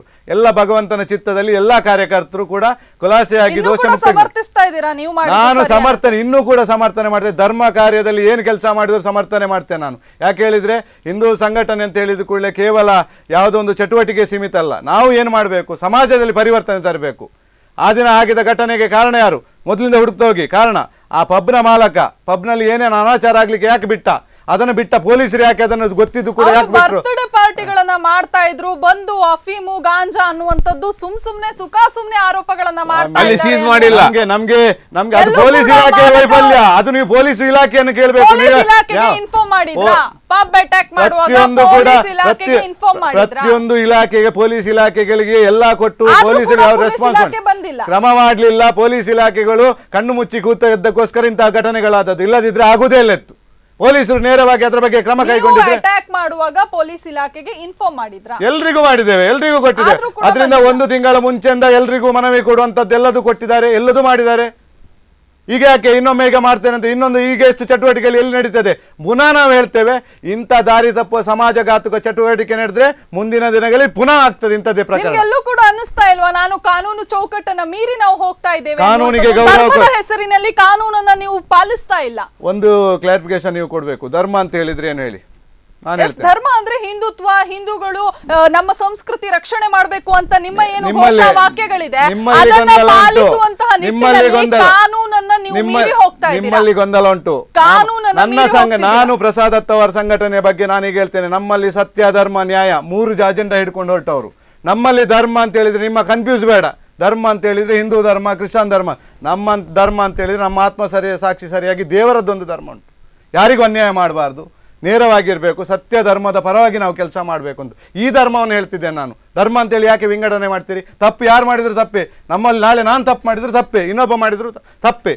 ಅದನ್ನು ಕೊಡುವ ಪ್ರತಿಫಲಕ್ಕೆ ಒಂದು ಫಲ ಕೊಡುವನು ಭಗವಂತ ಇದ್ದಾನೆ. ಖಂಡಿತ ಆ ನಿಟ್ಟಿನಲ್ಲಿ ಫ್ರೀಡಮ್ ಕೂಡ ಇಲ್ವಾ? ಹೆಣ್ಣು ಮಕ್ಕಳಿಗೆ ಹೋಗಿ ಪಬ್ ನಲ್ಲಿ ಹೋಗುವಂತಹ ಒಂದು ಫ್ರೀಡಮ್ ಮೇಡಮ್, ಒಂದು ವಿಚಾರ ಹೇಳ್ತೇನೆ ನಾನು. ಹೆಣ್ಣು ಮಕ್ಕಳಿಗೆ ಫ್ರೀಡಮ್ ಅಂತ ಹೇಳಿದ್ರೆ ಪಬ್ಬಿಗೆ ಹೋದ್ರೆ ಮಾತ್ರ ಫ್ರೀಡಮ್?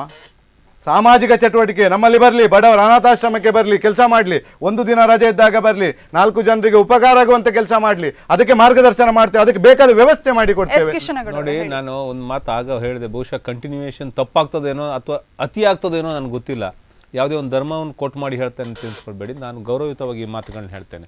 ಬಹುಶಃ ತಾವು ಮದರಸಗಳ ವ್ಯವಸ್ಥೆಗಳನ್ನು ನೋಡಿರ್ಬೋದು. ಇಷ್ಟಿಷ್ಟು ಪುಟ್ಟ ಮಕ್ಕಳು ಬೆಳಿಗ್ಗೆ 5 ಗಂಟೆಗೆ ಮದರಸಗಳಿಗೆ ಹೋಗ್ತಾರೆ. ಅವರು ಧರ್ಮ ಜಾಗೃತಿಯನ್ನು ಮಾಡ್ತಾ ಇದ್ದಾರೆ. ಅದು ಅವರ ಧರ್ಮ ಗ್ರಂಥಗಳನ್ನ ಕಲಿಸ್ತಕ್ಕಂಥ ಕೆಲಸ ಅಲ್ಲಿ ಆಗ್ತಾ ಇದೆ. 5 ಗಂಟೆಗೆ 4 ರಿಂದ 6 ವರ್ಷದ ಮಕ್ಕಳು ಇವತ್ತು ಹೋಗ್ತಾ ಇದ್ದಾರೆ ಅಂತೇಳಿ. ಆದರೆ ನಮ್ಮಲ್ಲಿ ವೇದಾಧ್ಯಯನದ ಬಗ್ಗೆ ಎಷ್ಟು ಜನ ನಾವು ಚಿಂತನೆ ಮಾಡಿ, ನಮ್ಮ ವೇದಾಧ್ಯಯನದ ಬಗ್ಗೆ ವರ್ಗ ಸಂಘರ್ಷಗಳನ್ನು ನಡೆಸ್ತಾ ಇದ್ದೇವೆ. ನಾವು ವರ್ಗಗಳನ್ನು ಬಿಟ್ಟಿದ್ದೇವೆ. ವೇದಾಧ್ಯಯನೇ ಒಂದು ವರ್ಗಕ್ಕೆ ಬೇರೆ ಅಂತಕ್ಕಂಥದ್ದಾಗಿದೆ. ಅದು ಧರ್ಮಗ್ರಂಥಗಳ ಅಧ್ಯಯನವೇ ಬೇರೆ ಅಂತಾಗಿದೆ. ಪುರಾತನ ಸಂಸ್ಕೃತಿಯನ್ನು ಗೌರವಿಸ್ತಕ್ಕಂಥ ಕೆಲಸ ಹಿಂದೂ ಧರ್ಮದಲ್ಲಿ ಎಲ್ಲಿಯವರೆಗೆ ಆಗುವುದಿಲ್ವೋ ನೀವು ಇದನ್ನು ಮಾಡಿ. ನಿಮ್ಮ ಸಂಸ್ಕೃತಿಯನ್ನು ಮಕ್ಕಳಿಗೆ ಬಾಲ್ಯದಲ್ಲಿ ಕಲಿಸಿ ಸ್ವಾಮಿ. ಖಂಡಿತ ಆ ಮಕ್ಕಳು, ಅದು ಹುಡುಗಿಯರು ಅಂತಲ್ಲ, ಹುಡುಗರೇ ಪಬ್ಬಿಗೆ ಹೋಗುವುದಿಲ್ಲ. ಯಾಕೆ ಹೋಗ್ತಾರೆ? ನೀವು ಪಬ್ಬಿಗೆ ಹೋದ ಗಿಡವಾಗಿ ಬಗ್ಗಿಸಿ, ನೀವು ಮರ ಆದಮೇಲೆ ಬಗ್ಸ್ಲಿಕ್ಕೆ ಏನು ಉಪಯೋಗ ಇದೆ? ನಿಮಗೆ ಸಂಸ್ಕಾರದ ಬಗ್ಗೆ ಗೊತ್ತಿರದ ಮಕ್ಕಳು ಪಬ್ಬಿಗೂ ಹೋಗ್ತಾರೆ, ಇನ್ನು ನಾಳೆ ಮತ್ತೊಂದಕ್ಕೂ ಹೋಗ್ತಾರೆ, ರಸ್ತೆಯಲ್ಲಿ ಬಿಡ್ತಾರೆ, ಮಾದಕ ವ್ಯಸನಗಳಾಗ್ತಾರೆ. ನೀವು ಇಲ್ಲಿ ಮನೆಯಲ್ಲಿ ಅವ್ರಿಗೆ ಕಲಿಸಿ, ಮನೆಯಲ್ಲಿ ಭಜನೆ ಮಾಡಿಸಿ, ಮನೆಯಲ್ಲಿ ಧರ್ಮದ ಬಗ್ಗೆ ವೇದಾಧ್ಯಯನಗಳ ಬಗ್ಗೆ ತಿಳಿಸಿ, ದೇವಸ್ಥಾನಗಳಿಗೆ ಕರ್ಕೊಂಡೋಗಿ ಪ್ರತಿನಿತ್ಯ ದೇವರ ದರ್ಶನಗಳನ್ನ ಮಾಡಿಸಿ. ತುಳುನಾಡಿನಲ್ಲಿ ಇದ್ದೀರಾ ನೀವು ದೇವಾಲಯಕ್ಕಿಂತ ದೈವಾಲಯಗಳು ನಮಗೆ ಅತ್ಯಂತ ಆಪ್ತ ಪವಿತ್ರ. ಪ್ರತಿ ಮನೆಯಲ್ಲೂ ಒಂದು ದೈವ ಇದೆ. ಪ್ರತಿ ಮನೆಯಲ್ಲೂ ಒಂದು ಚೆಂಬು ನೀರಿಟ್ಟು, ಒಂದು ತೆಂಗಿನಕಾಯಿ ಇಟ್ಟು ಪೂಜೆ ಮಾಡ್ತಕ್ಕಂಥ ಪರಿಸ್ಥಿತಿಯಲ್ಲಿ ವ್ಯವಸ್ಥೆಯಲ್ಲಿ ಹುಟ್ಟಿ ಬೆಳೆದವ್ರು ನಾವು. ಆ ಕಲಶಕ್ಕೆ ನಮಸ್ಕಾರ ಮಾಡ್ತಕ್ಕಂಥ, ಮನೆಯ ದೈವಕ್ಕೆ ನಮಸ್ಕಾರ ಮಾಡಿ ಹೊರಗೆ ಹೋಗ್ತಕ್ಕಂಥ ವ್ಯವಸ್ಥೆಯನ್ನು ನಮ್ಮ ಮಕ್ಕಳಿಗೆ ಕಲಿಸಿ. ಹಣೆಗೆ ಕುಂಕುಮ ಇಡ್ತಕ್ಕಂಥ ವ್ಯವಸ್ಥೆಯನ್ನು ನಮ್ಮ ಮಕ್ಕಳಿಗೆ ಕಲಿಸಿ. ಆಗ ನೀವು ಎಲ್ಲ ಧರ್ಮವನ್ನು ಗೌರವಿಸ್ತಕ್ಕಂಥ, ಎಲ್ಲಿಯೂ ಯಾವ ಧರ್ಮವೂ ಇನ್ನೊಬ್ಬನ ದೂಷಣೆ ಮಾಡ್ತಕ್ಕಂಥ ವ್ಯವಸ್ಥೆ ಮಾಡೋದಿಲ್ಲ. ಅದನ್ನು ಮಾಡದೆ ಪಬ್ ದಾಳಿ ಮಾಡ್ತೀನಿ, ನಾನು ಬಾರ್ ದಾಳಿ ಮಾಡ್ತೀನಿ, ಅಥವಾ ನಾಳೆ ನಾನು ಥಿಯೇಟರ್ ಹುಡಿ ಮಾಡ್ತೀನಿ ಅನ್ನೋದಾದರೆ ಏನು ಅರ್ಥ ಕೊಡ್ತದೆ? ಇವತ್ತು ಆಯಿತು, ಎಲ್ಲಿಯೂ ಕಾಲ ಮಿಂಚಿ ಹೋಗಿಲ್ಲ. ನೀರು ಹರಿದು ಹೋಯಿತು. ಸ್ವಾತಂತ್ರ್ಯ ನಂತರದ 60 ವರ್ಷಗಳಲ್ಲಿ ಹಲವು ನೀರು ಹರಿದು ಹೋಗಿರ್ಬೋದು. ಆದರೆ ಇನ್ನೂ ಕಾಲ ಮಿಂಚಿಲ್ಲ. ಇವತ್ತಿನ ಯುವ ಜನಾಂಗಕ್ಕೆ ಬುದ್ಧಿ ಕಲಿಸಿ, ಇವತ್ತಿನ ಸಣ್ಣ ಮಕ್ಕಳಿಗೆ ಕೈಯಲ್ಲಿ ತಾಳ ಹಿಡಿಸಿ, ನಿಮ್ಮ ಹೆಸರು ಚಿರಸ್ಥಾಯಿಯಾಗಿ ಉಳಿತದೆ ಈ ವ್ಯವಸ್ಥೆಯಲ್ಲಿ. ಅದನ್ನು ಮಾಡಿ. ಖಂಡಿತ ಈ ಕಾನೂನು ಕೈಗೊಳ್ತಕ್ಕಂಥ ವ್ಯವಸ್ಥೆ ಇವತ್ತು ಮಾಡಿದ ಕೆಲಸ ಮುಂದಿನ 20 ವರ್ಷಗಳಲ್ಲಿ ನಿಮಗೆ ಫಲ ನೀಡುತ್ತದೆ, ನೆನಪಿಟ್ಟುಕೊಳ್ಳಿ. ಅದೇ ಕೆಲಸವನ್ನು ನಾವು ಇವತ್ತು ಮಾಡ್ತಿದ್ದೇವೆ. ಧರ್ಮ ಜಾಗರಣ, ಧರ್ಮ ಚಿಂತನೆಯನ್ನು ನಾವು ಮಾಡ್ತೇವೆ. ಮೊದಲನೇದಾಗಿ ಹೇಳಬೇಕಾದ್ರೆ ನಾವು ಅದನ್ನು ಅಳವಡಿಸಿಕೊಂಡಿದ್ದೇವೆ. ಇವತ್ತು ನಾವು ಮನೆಯಿಂದ ಹೊರಗೆ ಬರಬೇಕಾದ್ರೆ 1 ಗಂಟೆ ಕಾಲ ಅನುಷ್ಠಾನ ಮಾಡ್ತೇವೆ. ನಾನು ಮಾಡ್ತೇನೆ, ಖುದ್ದಾಗಿ ನಾನು ಹೇಳ್ತೇನೆ, ನಾನು ಮಾಡ್ತೇನೆ. ಇದನ್ನು ಈಗ ಹೇಳಿದ್ರು ಯಾವುದೋ ವರ್ಗಕ್ಕೆ ಸೀಮಿತ ಆಗಿದ್ದು, ಅಷ್ಟೊತ್ತರ ಯಾರು ಕೂಡ ಓದ್ಬೋದು. ಶತನಾಮಾವಳಿಗಳು ಓದ್ಬೋದು, ಹಲವಾರು ದೇವರ ಸ್ತೋತ್ರಗಳನ್ನು ಯಾರು ಕೂಡ ಓದ್ಬೋದು. ಅದಕ್ಕೆ ಬೇಕಾಗುವ ವ್ಯವಸ್ಥೆಗಳನ್ನು ನಾವು ಎಲ್ಲ ಕಡೆಗಳಲ್ಲಿ ಮುಟ್ಟಿಸ್ತಿದ್ದೇವೆ. ಪ್ರತಿ ಮನೆಯಲ್ಲಿ ಕೇವಲ ಇದೊಂದು ಹಿಂದೂ ಸಂಘಟನೆಯವ್ರದ್ದು ಕೆಲಸ ಅಲ್ಲ. ಪ್ರತಿಯೊಬ್ಬರು ಹಿಂದೂ ಧರ್ಮದಲ್ಲಿ ಯಾರೆಲ್ಲ ಇದ್ದೀರಿ, ನಮ್ಮ ಸಂಸ್ಕಾರನ ಉಳಿಸುವ, ನಾಳೆ ನಮ್ಮ ಮುಂದಿನ ಪೀಳಿಗೆಗೆ ಏನು ಕೊಡಬೇಕು ಅನ್ನೋ ಮಾಡುವಂಥದ್ದ ಪ್ರತಿಯೊಬ್ಬರು, ಅದು ರಾಜಕೀಯದಲ್ಲಿ ಯಾರು ಬೇಕಾದರೂ ಆಗಲಿ, ಪ್ರತಿಯೊಬ್ಬರು ಕೂಡ ಅವರವರ ಮನೆಯಲ್ಲಿ ಅವರವರ ಚೌಕಟ್ಟಿನೊಳಗೆ ಅವರು ಅಳವಡಿಸಿಕೊಂಡು ಬಂದರೆ ಎಲ್ಲದೂ ಕೂಡ ಸರಿಯಾಗ್ತದೆ. ಹಿಂದೂ ಧರ್ಮ ಕೇವಲ ಹಿಂದೂ ಸಂಘಟನೆಗಳಿಗೆ ಮಾತ್ರ ಸೀಮಿತ ಅಲ್ಲ, ನೆನ್ಪಿಟ್ಕೊಳ್ಳಿ. ಹಿಂದೂ ಧರ್ಮದಲ್ಲಿ ಯಾರು ಹುಟ್ಟಿದ ಶ್ರೇಷ್ಠ ಧರ್ಮ, ನನ್ನ ಧರ್ಮವನ್ನು ನಾನು ಶ್ರೇಷ್ಠ ಹೇಳ್ತೇನೆ, ನಾನು ಬೇರೆ ಧರ್ಮವನ್ನು ದೂಷಣೆ ಮಾಡಲಿಕ್ಕೆ ಹೋಗೋದಿಲ್ಲ. ಆದರೆ ನನ್ನ ಧರ್ಮಕ್ಕೆ ತೊಂದರೆ ಆಗುವಾಗ, ನನ್ನ ಧರ್ಮದ ಚೌಕಟ್ಟಿನ ಅಳವಡಿಕೆಯಲ್ಲಿ ತೊಂದರೆ ಆಗುವಾಗ, ನನ್ನ ಧರ್ಮದವರು ತಪ್ಪು ಮಾಡಿದ್ರು ತಪ್ಪು ಅಂತ ಹೇಳ್ತೇನೆ, ನನ್ನ ಧರ್ಮಕ್ಕೆ ತೊಂದರೆ ಮಾಡಿದರೆ ಬೇರೆ ಧರ್ಮದವ ಮಾಡಿದ್ರು ತಪ್ಪು ಅಂತ ಹೇಳ್ತೇನೆ. ವಿನಾಕಾರಣ ಯಾರನ್ನ ದೂಷಿಸೋ ಕೆಲಸ ಶಿವಕುಮಾರ್ ಕರ್ಜೆ ಆಗಲಿ ರಾಮಸೇನಾ ಕಾರ್ಯಕರ್ತರು ಯಾರು ಕೂಡ ಮಾಡುವುದಿಲ್ಲ, ನೆನ್ಪಿಟ್ಟು. ರಾಮಸೇನಾ ಅಥವಾ ಶಿವಕುಮಾರ್ ಕರ್ಜೆ ಅವರು ಧರ್ಮವನ್ನು ಬಹಳಷ್ಟು ಗೌರವಿಸಿರಿ, ಏನು ಸತ್ಯ ನ್ಯಾಯ ಧರ್ಮ ಅನ್ನುವಂಥದ್ದೇ ನಿಮ್ಮ ಅಜೆಂಡಾ ಅಂತ ಹೇಳ್ತೀರಿ. ಆದ್ರೂ ಕೂಡ ಹಿಂಸೆಗೆ ಬಹಳಷ್ಟು ಪ್ರಚೋದನೆ ನೀಡ್ತೀರಿ, ಹೋಗಿ ಪಬ್ ಅಟ್ಯಾಕ್ ಮಾಡ್ತೀರಿ, ಇದು ಹಿಂಸೆ ಅಲ್ವಾ? ನೋಡಿ, ಶಾಂತಿಯುತವಾಗಿ ಹ್ಯಾಂಡಲ್ ಮಾಡಬಹುದಲ್ಲ? ನಿಮ್ಗೆ ಅದರಲ್ಲಿ ಮೊದಲನೇ ಪ್ರಕರಣದ ಬಗ್ಗೆ ಸ್ವಲ್ಪ ಗೊತ್ತಿರಬೇಕಿತ್ತು. ಪ್ರಕರಣದ ಮೊದಲನಾಗಿ ಅಲ್ಲಿ ಪ್ರತಿಭಟನೆ ಮಾಡ್ತಿದ್ದು, ಶಾಂತಿಯುತವಾಗಿ ಪ್ರತಿಭಟನೆ ಮಾಡ್ತಿದ್ದದ್ದು. ಅಲ್ಲಿನ ಯಾರು ಸೆಕ್ಯೂರಿಟಿಗಳಿದ್ದಾರೆ, ಯಾರು ಆ ಪಬ್ನಲ್ಲಿ ಮಿತಿ ಮೀರಿ ಮಾದಕ ದ್ರವ್ಯ ವ್ಯಸನಿಗಳಿಗೆ ಕೊಟ್ಟಾಗಿದೆ, ಅವರನ್ನು ಹೋಗಿ ಮುಟ್ಲಿಕ್ಕೆ ಹೊರಗೆ ಬರದಿದ್ದಾಗೆ ತಡೆದು ನಿಲ್ಲಿಸಿದವರು ಬಂದು ನಮ್ಮ ಕಾರ್ಯಕರ್ತರ ಮೇಲೆ ದಾಳಿ ಮಾಡಿದಾಗ ಪ್ರತಿದಾಳಿ ಆದದ್ದು, ನೆನ್ಪಿಟ್ಕೊಳ್ಳಿ. ಇದು ದಾಳಿ ಯಾರು ಮಾಡಿರೋದು? ಮೊದಲು ಮಾಡಿದ ಹೆಣ್ಮಕ್ಳ ಪಬ್ನಲ್ಲಿದ್ದ ಯಾರು ನೋಡಿ, ಒಳಗೆ ಒಂದು ಕೋಣೆ ಒಳಗಿದ್ದ ದಾರಿ ಮೇಲೆ ಬರುವಾಗ ಏನು ಕೂಡ ಘಟನೆ ಆಗ್ಬೋದು. ನಮ್ಮ ಮೇಲೆ ದಾಳಿ ಮಾಡಿ ಬರುವಾಗ ನಮ್ಮ ಆತ್ಮರಕ್ಷೆ ಹೆಣ್ಮಕ್ಳು ದಾಳಿ ಮಾಡ್ಲಿಲ್ಲ ಅಂತ ನೀವು ನೋಡಿದ್ದೀರಾ? ದಾಳಿ ಮಾಡಿದವರು ನಮ್ಮಲ್ಲಿ ಪ್ರಕರಣ ಆಗೋದು, ಹೆಣ್ಮಕ್ಳು ಏನೋ ದೇವಸ್ಥಾನಕ್ಕೆ ಹೋಗಿ ಪೂಜೆ ಮಾಡಿ ಬಂದವರಲ್ಲ, ಏನು ಯಾರು ಸಮಾಜಕ್ಕೆ ದಾರಿ ತಪ್ಪಿಸುವ ಕೆಲಸ ಮಾಡ್ತಿದ್ದವರು. ಇವತ್ತು ಹೋದವಳು ನಾಳೆ 4 ಜನ ಬೇರೆಯವ್ರನ್ನ ಕರ್ಕೊಂಡು ಹೋಗ್ತಾಳೆ. ಯಾಕೆ ಸಮಾಜಕ್ಕೆ ಬೇಲಿ ಹಾಕುವ ಕೆಲಸವನ್ನ ಬಹುಶಃ ನಾವು ಆಲೋಚನೆ ಮಾಡಿ ಮಾಡಬೇಕಾಗತ್ತೆ. ಅಲ್ಲಿ ನಾವು ದಾರಿ ತಪ್ಪಿದ್ದಾರೆ ಅಂತಕ್ಕಂಥ ಸರ್ಟಿಫಿಕೇಟ್ಗಳನ್ನ ಯಾವುದೇ ಸಂಘಟನೆಗಳಿಂದ ಯಾವ ಹೆಣ್ಣು ಮಕ್ಕಳು ಪಡ್ಕೊಳ್ಬೇಕೆ? ಅಗತ್ಯವೇ? ಇದು ಅನಿವಾರ್ಯವೇ? ನಾಳೆ ಹೀಗೆ ಆದರೆ ಈ ರಾಜ್ಯದಲ್ಲಿ, ಈ ದೇಶದಲ್ಲಿ ಕಾನೂನು ಅಂತಕ್ಕಂಥ ವ್ಯವಸ್ಥೆಗೆ ಅರ್ಥ ಇರ್ತದೆ. ಇವತ್ತು ಯಾರೆಲ್ಲ ಸಮರ್ಥನೆ ಮಾಡಿದ್ದಾರೆ, ಹುಡುಗಿಯರಿಗೆ ಹೊಡೆದ್ರು ಅಂತೇಳಿ ಅದ್ರ ಬಗ್ಗೆ ದೊಡ್ಡ ಗೊಂದಲ ಮಾಡ್ಕೊಂಡು ಹೋಗಿದ್ದಾರೆ. ಅವರ ಮನೆ ಮಕ್ಕಳು ಇದೇ ದಾರಿ ತಪ್ಪಿದ್ರೆ ಅವ್ರು ಏನು ಮಾಡ್ತಿದ್ದಾರೆ ನಾನು ಕೇಳಲಿಕ್ಕೆ ಬಯಸ್ತೇನೆ. ಎಷ್ಟೋ ಕಡೆಗಳಲ್ಲಾಗಿದೆ, ಯಾರ್ಯಾರಿಗೂ ಆದ ಕೂಡಲೇ ಎಲ್ಲರೂ ಬಂದು ನಿನ್ನ ಮಗಳು ತಪ್ಪು ಮಾಡಲಿಲ್ಲ ಅಂತೇಳಿ ಬೈದವರು. ಅವರ ಮನೆ ಹೆಣ್ಣು ಮಗಳು ಇಂಥದೇ ಪರಿಸ್ಥಿತಿ ಬಿದ್ದಾಗ ನಾನು ಕಣ್ಣೀರು ಹಾಕೊಂಡು ಮಗಳಿಗೆ ಹೊಡೆದದ್ದು ನೋಡಿದೆ ನಾವು. ಈ ಬಗ್ಗೆ ಚರ್ಚೆನ ಮುಂದುವರಿಸೋಣ ಒಂದು ಪುಟ್ಟ ವಿರಾಮದ ನಂತರ.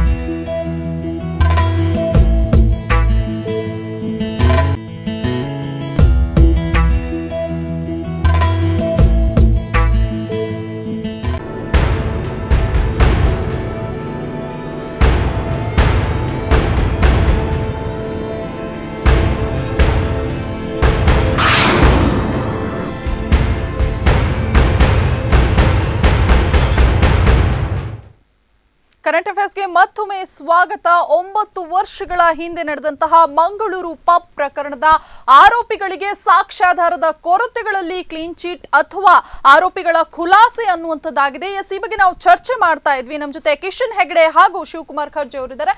ಕಿಶನ್ ಹೆಗ್ಡೆ ಅವರು ಶಿವಕುಮಾರ್ ಖರ್ಜೆ ಅವರು ಒಂದು ಪ್ರಶ್ನೆಯನ್ನ ಕೇಳ್ತಾರೆ. ಬೇರೆಯವರ ಮನೆಯ ಹೆಣ್ಣು ಮಕ್ಕಳಿಗೆ ಆದಾಗ ಬಹಳಷ್ಟು ನಾವು ಸಂಘಟನೆ ಮಾಡಿದ್ದು ತಪ್ಪು, ಅವ್ರು ಮಾಡಿದ್ದು ತಪ್ಪು, ಇವ್ರು ಮಾಡಿದ್ದು ತಪ್ಪು ಅಂತಾರೆ. ನಮ್ಮ ಮನೆಯ ಹೆಣ್ಣು ಮಕ್ಕಳಿಗೆ ಇದೇ ಗತಿ ಬಂದಾಗ ಬಹಳಷ್ಟು ನೊಂದುಕೊಳ್ತೇವೆ. ನಮ್ಮ ಮಕ್ಕಳು ಮಾದಕ ವ್ಯಸನಿಗಳಾದಾಗ ತುಂಬಾ ನೊಂದುಕೊಳ್ತೇವೆ, ಅಥವಾ ಪಬ್ ಕ್ಲಬ್ಗಳಿಗೆ ಹೋದಾಗ ಬಹಳಷ್ಟು ಬೇಸರ ವ್ಯಕ್ತಪಡಿಸ್ತೇವೆ ಅನ್ನುವಂಥದ್ದು. ನಾನು ಒಂದು ಮಾತನ್ನ ಹೇಳಲಿಕ್ಕೆ ಬಯಸ್ತೇನೆ. ಆಗಿಂದ ಬಹುಶಃ ಅದು ರಿಪಿಟೇಷನ್ಗಳಾಗ್ತದೆ, ಅದನ್ನ ರಿಪೀಟ್ ಮಾಡ್ಲಿಕ್ಕೆ ಹೋಗುದಿಲ್ಲ. ಇವತ್ತು ಈ ಸಂಘಟನೆಗಳ ಹೆದರಿಕೆಯಿಂದ ಎಷ್ಟು ಪಬ್ಗಳು ಅಥವಾ ಮಹಿಳೆಯರು ಪಬ್ಗಳಿಗೆ ಹೋಗೋದು, ಮಹಿಳೆಯರು ಪಬ್ಬಿಗೆ ಹೋಗೋದು ಸರಿಯಾ ತಪ್ಪ ಡಿಸ್ಕಷನ್ ಮಾಡಿ. ಮತ್ತು ಇವತ್ತಿನ ಈ 21ನೇ ಶತಮಾನದ ಮಧ್ಯಭಾಗದಲ್ಲಿ ಅದು ಎಷ್ಟು ಸಮಂಜಸ ಅಂತಕ್ಕಂಥದ್ರ ಬಗ್ಗೆ ನಾನು ಹೇಳಲಿಕ್ಕೆ ಹೋಗೋದಿಲ್ಲ. ಅದರ ಅರ್ಥ ಎಲ್ಲ ಮಹಿಳೆಯರು ಪಬ್ಬಿಗೆ ಹೋಗಿ ಅಂತ ನನ್ನ ಉತ್ತರ ಅಲ್ಲ, ಅಥವಾ ನನ್ನ ಮನೆಯವರು ನಾನು ಕಳಿಸ್ತೇನೆ ಅಂತಲೂ ಅಲ್ಲ. ಅದು ನನ್ನ ಲೆಕ್ಕದಲ್ಲಿ ಅದು ತಪ್ಪಿರ್ಬೋದು. ಪಬ್ಬಿಗೆ ಹೋಗ್ತಕ್ಕಂಥ ಅದು ಸಾಂಸಾರಿಕವಾಗಿ ಒಟ್ಟಿಗೆ ಹೋಗಿ ಒಂದು ಹೋಟೆಲಿಗೆ ಹೋಗಿ ಊಟ ಮಾಡಿ ಬರೋದು ಇವತ್ತಿನ ದಿನಗಳಲ್ಲಿ ಖಂಡಿತ ಅಲ್ಲ. ಅಥವಾ ಕೆಲಸ ಮಾಡ್ತಕ್ಕಂಥ ಮಹಿಳೆ ಯಾವುದೋ ಒಂದು ರೆಸ್ಟೋರೆಂಟಿಗೆ ಹೋಗಿ ಊಟ ಮಾಡೋದು ತಿಂದ್ಕೊಂಡು ಬರೋದು, ಅಲ್ಲಿ ಕ್ಲಬ್ ಇದ್ದರೆ ಅದ್ರ ಬಗ್ಗೆ ಹೇಳಲಿಕ್ಕೆ ಆಗೋದಿಲ್ಲ. ಆದರೆ ಮೋಜು ಮಸ್ತಿಗಾಗಿ ಪಬ್ಬಿಗೆ ಹೋಗುವುದು ಇವತ್ತು ಭಾರತ ಸಹಿಸ್ತದೆ ಅಂತಕ್ಕಂಥದ್ದು ಮನೋಸ್ಥಿತಿಗೆ ನಾವು ಒಗ್ಗಿಕೊಂಡಿಲ್ಲ. ಅದ್ರ ಬಗ್ಗೆ ಮಾತು ಬೇರೆ. ಆದರೆ ಈ ಸಂಘಟನೆಗಳ ಹೆದರಿಸಿ ನಾವು ತರ್ತೇವೆ, ಮನಪರಿವರ್ತನೆಯಿಂದ ತರಬೇಕು ಹೊರತು ಸಂಘಟನೆಗಳು ದಾಳಿ ಮಾಡ್ತವೆ ಅಂಥೇಳಿ ಯಾವ ಪಬ್ಬು ಬಾಗಿಲು ಹಾಕಿಲ್ಲ ಸ್ವಾಮಿ, ನೆನ್ಪಿಟ್ಕೊಳ್ಳಿ. ಯಾವ ಪಬ್ಬು ಬಾಗಿಲು ಹಾಕಿಲ್ಲ. ನಿಮ್ಮ ನಿಮ್ಮ ಅಪ್ಲಿಕೇಶನ್ಸ್ ಏನಿದೆ ಅದು ತಪ್ಪಿದೆ, ಅದನ್ನು ತಿದ್ದುಕೊಳ್ಳಿ. ನೀವು ಹೆದರಿಸಿ ಬೆದರಿಸಿ ಯಾವ ಮಹಿಳೆಯನ್ನು ಇನ್ನು ಹೇಳ್ಬೋದು, ಯಾರ ಮಕ್ಕಳು ಅವರು ಪಶ್ಚಾತ್ತಾಪ ಪಡ್ತಾರೆ ಅಂತ ಹೇಳ್ತಕ್ಕಂಥದ್ದು. ಪ್ರತಿಯೊಬ್ಬ ತಂದೆಗೂ ಪ್ರತಿಯೊಬ್ಬ ಪೋಷಕನಿಗೂ ಅವನದ್ದೇ ಆದ ಜವಾಬ್ದಾರಿಗಳಿದೆ. ಆ ಜವಾಬ್ದಾರಿಗಳನ್ನ ಮೀರಿ ಆತ ಹೋಗ್ಲಿಕ್ಕಾಗೋದಿಲ್ಲ. ಎಲ್ಲರೂ ಮಕ್ಕಳಾಗಿ ದೊಡ್ಡವರು, ನಾವು ಮಕ್ಕಳಾಗಿ ಶಾಲೆಗೆ ಹೋಗಿ ಕಾಲೇಜಿಗೆ ಹೋಗಿ ನಾವು ಬೇಕಾದ ಚೇಷ್ಟೆಗಳನ್ನ ಮಾಡಿಯೇ ಬೆಳೆದು ಬಂದವರು. ಯಾರು ಅಲ್ಲ ಅಂತ ಹೇಳಿದರೆ ಅದು ಸ್ವಾಮಿ ವಿವೇಕಾನಂದರಂಥವ್ರು 4 ಜನ ಸಿಗ್ಬೋದು, ಬಿಟ್ಟರೆ ಮತ್ತೆ ಯಾರು ಚೇಷ್ಟೆ ಮಾಡಿದವರು ಸಿಗ್ಲಿಕ್ಕಿಲ್ಲ. ಆದರೆ ಅದೆಲ್ಲವನ್ನ ಮೀರಿದಂಥ ಸಾಮಾಜಿಕ ಜವಾಬ್ದಾರಿಗಳಿರ್ತದೆ ಅವರಿಗೆ ಅವರ ಮನೆಯಲ್ಲಿ. ಆದರೆ ನನ್ನ ಮನೆ ಮಾತ್ರ ಸರಿ ಇರಬೇಕು, ಬೇರೆಯವರ ಮನೆ ಮಕ್ಕಳು ಹಾಳಾದರೆ ನಾನು ಚಂದ ನೋಡ್ತೇನೆ ಅಂತಕ್ಕಂಥ ಮನಸ್ಥಿತಿ ನಮ್ಮ ಸಮಾಜಕ್ಕೆ ನನ್ನನ್ನು ಸೇರಿಸಿ ಯಾರಿಗಾದರೂ ಬಂದಿದ್ರೆ ಅದು ಅಕ್ಷಮ್ಯ. ಆ ಪರಿವರ್ತನೆಗಳಾಗಲಿ. ಯಾರೋ ಇನ್ನೊಬ್ಬನ ಮನೆ ಹೆಣ್ಣು ಮಗಳು ಅಲ್ಲಿ ಹೋಗ್ತಾಳೆ ಅಥವಾ ಹೆಣ್ಣು ಮಗ ಅಂತೇಳಿ ಅಲ್ಲ, ಇವತ್ತು ಗಂಡು ಮಗ ಸಹಿತ ಇವತ್ತು ಒಂದು ಗಾಂಜಾ ವ್ಯಸನಿ ಆಗ್ತಾನೆ, ಮಾದಕದ ಇವತ್ತು ಅತ್ಯಂತ ನಾವು ನೋಡಬೇಕಾದ್ದು ಇವತ್ತು ಎಲ್ಲಕ್ಕಿಂತ ಹೆಚ್ಚು ಬಹುಶಃ ಮಾದಕ ಪಾನೀಯಗಳಕ್ಕಿಂತ ಮಾದಕ ದ್ರವ್ಯದ ವ್ಯಸನಿಗಳು ಏನಾಗ್ತಾ ಇದ್ದಾರೆ ಅಂದರೆ ಗಾಂಜಾ ಮತ್ತಿತರ ಅಫೀಮ್ ಗಾಂಜಾಗಳಿಗೆ ಹೇಳ್ತಾರೆ. ಅದನ್ನು ನಾವು ತಡೆಗಟ್ಟಬೇಕು. ಬಹುಶಃ ಇವತ್ತು ನಾಚಿಕೆ ಪಡ್ತಕ್ಕಂಥ ಪರಿಸ್ಥಿತಿಯಲ್ಲಿ ನಾವಿದ್ದೇವೆ. ನಮ್ಮದೇ ತಾಲೂಕಿನ ನಮ್ಮದೇ ಜಿಲ್ಲೆಯಲ್ಲಿ ಇವತ್ತು ನಾವು ನಮ್ಮ ಪಕ್ಕದ ಮನೆಯಲ್ಲಿ ನಮ್ಮ ಪಕ್ಕದ ಗಲ್ಲಿಯಲ್ಲಿ ಇವತ್ತು ಮಾದಕ ವ್ಯಸನಿ ಮಕ್ಕಳು ತುಂಬಿ ತುಳುಕಾಡ್ತಾ ಇದ್ದಾರೆ. ನೋಡಿ ನೀವು ಅದ್ರ ಬಗ್ಗೆ ನಮ್ಮ ಪ್ರಯತ್ನಗಳೇನು?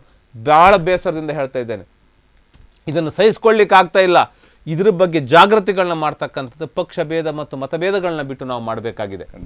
ಅದು ಇವತ್ತು ಎಲ್ಲಿಗೆ ಹೋಗಿ ಮುಟ್ತದೆ ಅಂತ ಹೇಳಲಿಕ್ಕೆ ಬಹುಶಃ ನಾವು ಮುಂದೊಂದು ದಿವಸ ಬಹುಶಃ ಪಾಶ್ಚಾತ್ಯ ರಾಷ್ಟ್ರಗಳನ್ನ ಅನುಕರಿಸುವುದಲ್ಲ, ಪಾಶ್ಚಾತ್ಯ ರಾಷ್ಟ್ರಗಳಲ್ಲಿ ಇವತ್ತು ಹಡಾಲೆದ್ದು ಹೋಗಂಥ ವ್ಯವಸ್ಥೆ ಇವತ್ತು ಮಾದಕ ದ್ರವ್ಯ ಮಾದಕ ವ್ಯಸನಗಳು. ಅದಕ್ಕೆ ನಾವು ಅಡಾಪ್ಟ್ ಮಾಡ್ಕೊಳ್ತಾ ಇದ್ದೇವೆ ನಮ್ಮ ಯುವ ಜನಾಂಗಗಳನ್ನ. ಇವತ್ತು ಯಾವುದೇ ಕಾಲೇಜ್ಗಳಲ್ಲಿ ಗಲಾಟೆಗಳಾಗುವುದಿಲ್ಲ, ಯಾವುದೇ ಕಾಲೇಜುಗಳಲ್ಲಿ ಇವತ್ತು ಯಾವುದೇ ಹಿಂಸೆಗಳು ನಡೆಯುವುದಿಲ್ಲ. ಯಾಕೆ ಕೇಳಿದ್ರೆ ಅವರೆಲ್ಲ ಇದರಲ್ಲಿ ಬ್ಯುಸಿ ಇದ್ದಾರೆ. ಒಂದು ಮೊಬೈಲ್ ಮೆಸೇಜಿಂಗ್, ಇಲ್ಲ ಅಂದರೆ ಮಾದಕ ದ್ರವ್ಯಗಳಲ್ಲಿ. ಇದು ದುರಂತ, ಇದು ರಾಷ್ಟ್ರೀಯ ದುರಂತ. ಇದ್ರ ಬಗ್ಗೆ ನಾವು ಎಚ್ಚೆತ್ಕೊಳ್ಳದೇ ಇದ್ದರೆ ಮುಂದೊಂದು ದಿವಸ ಇದು ಎಲ್ಲರೂ ನಾವು ಪಶ್ಚಾತ್ತಾಪ ಪಡ್ತಕ್ಕಂಥ ಕೆಲಸ.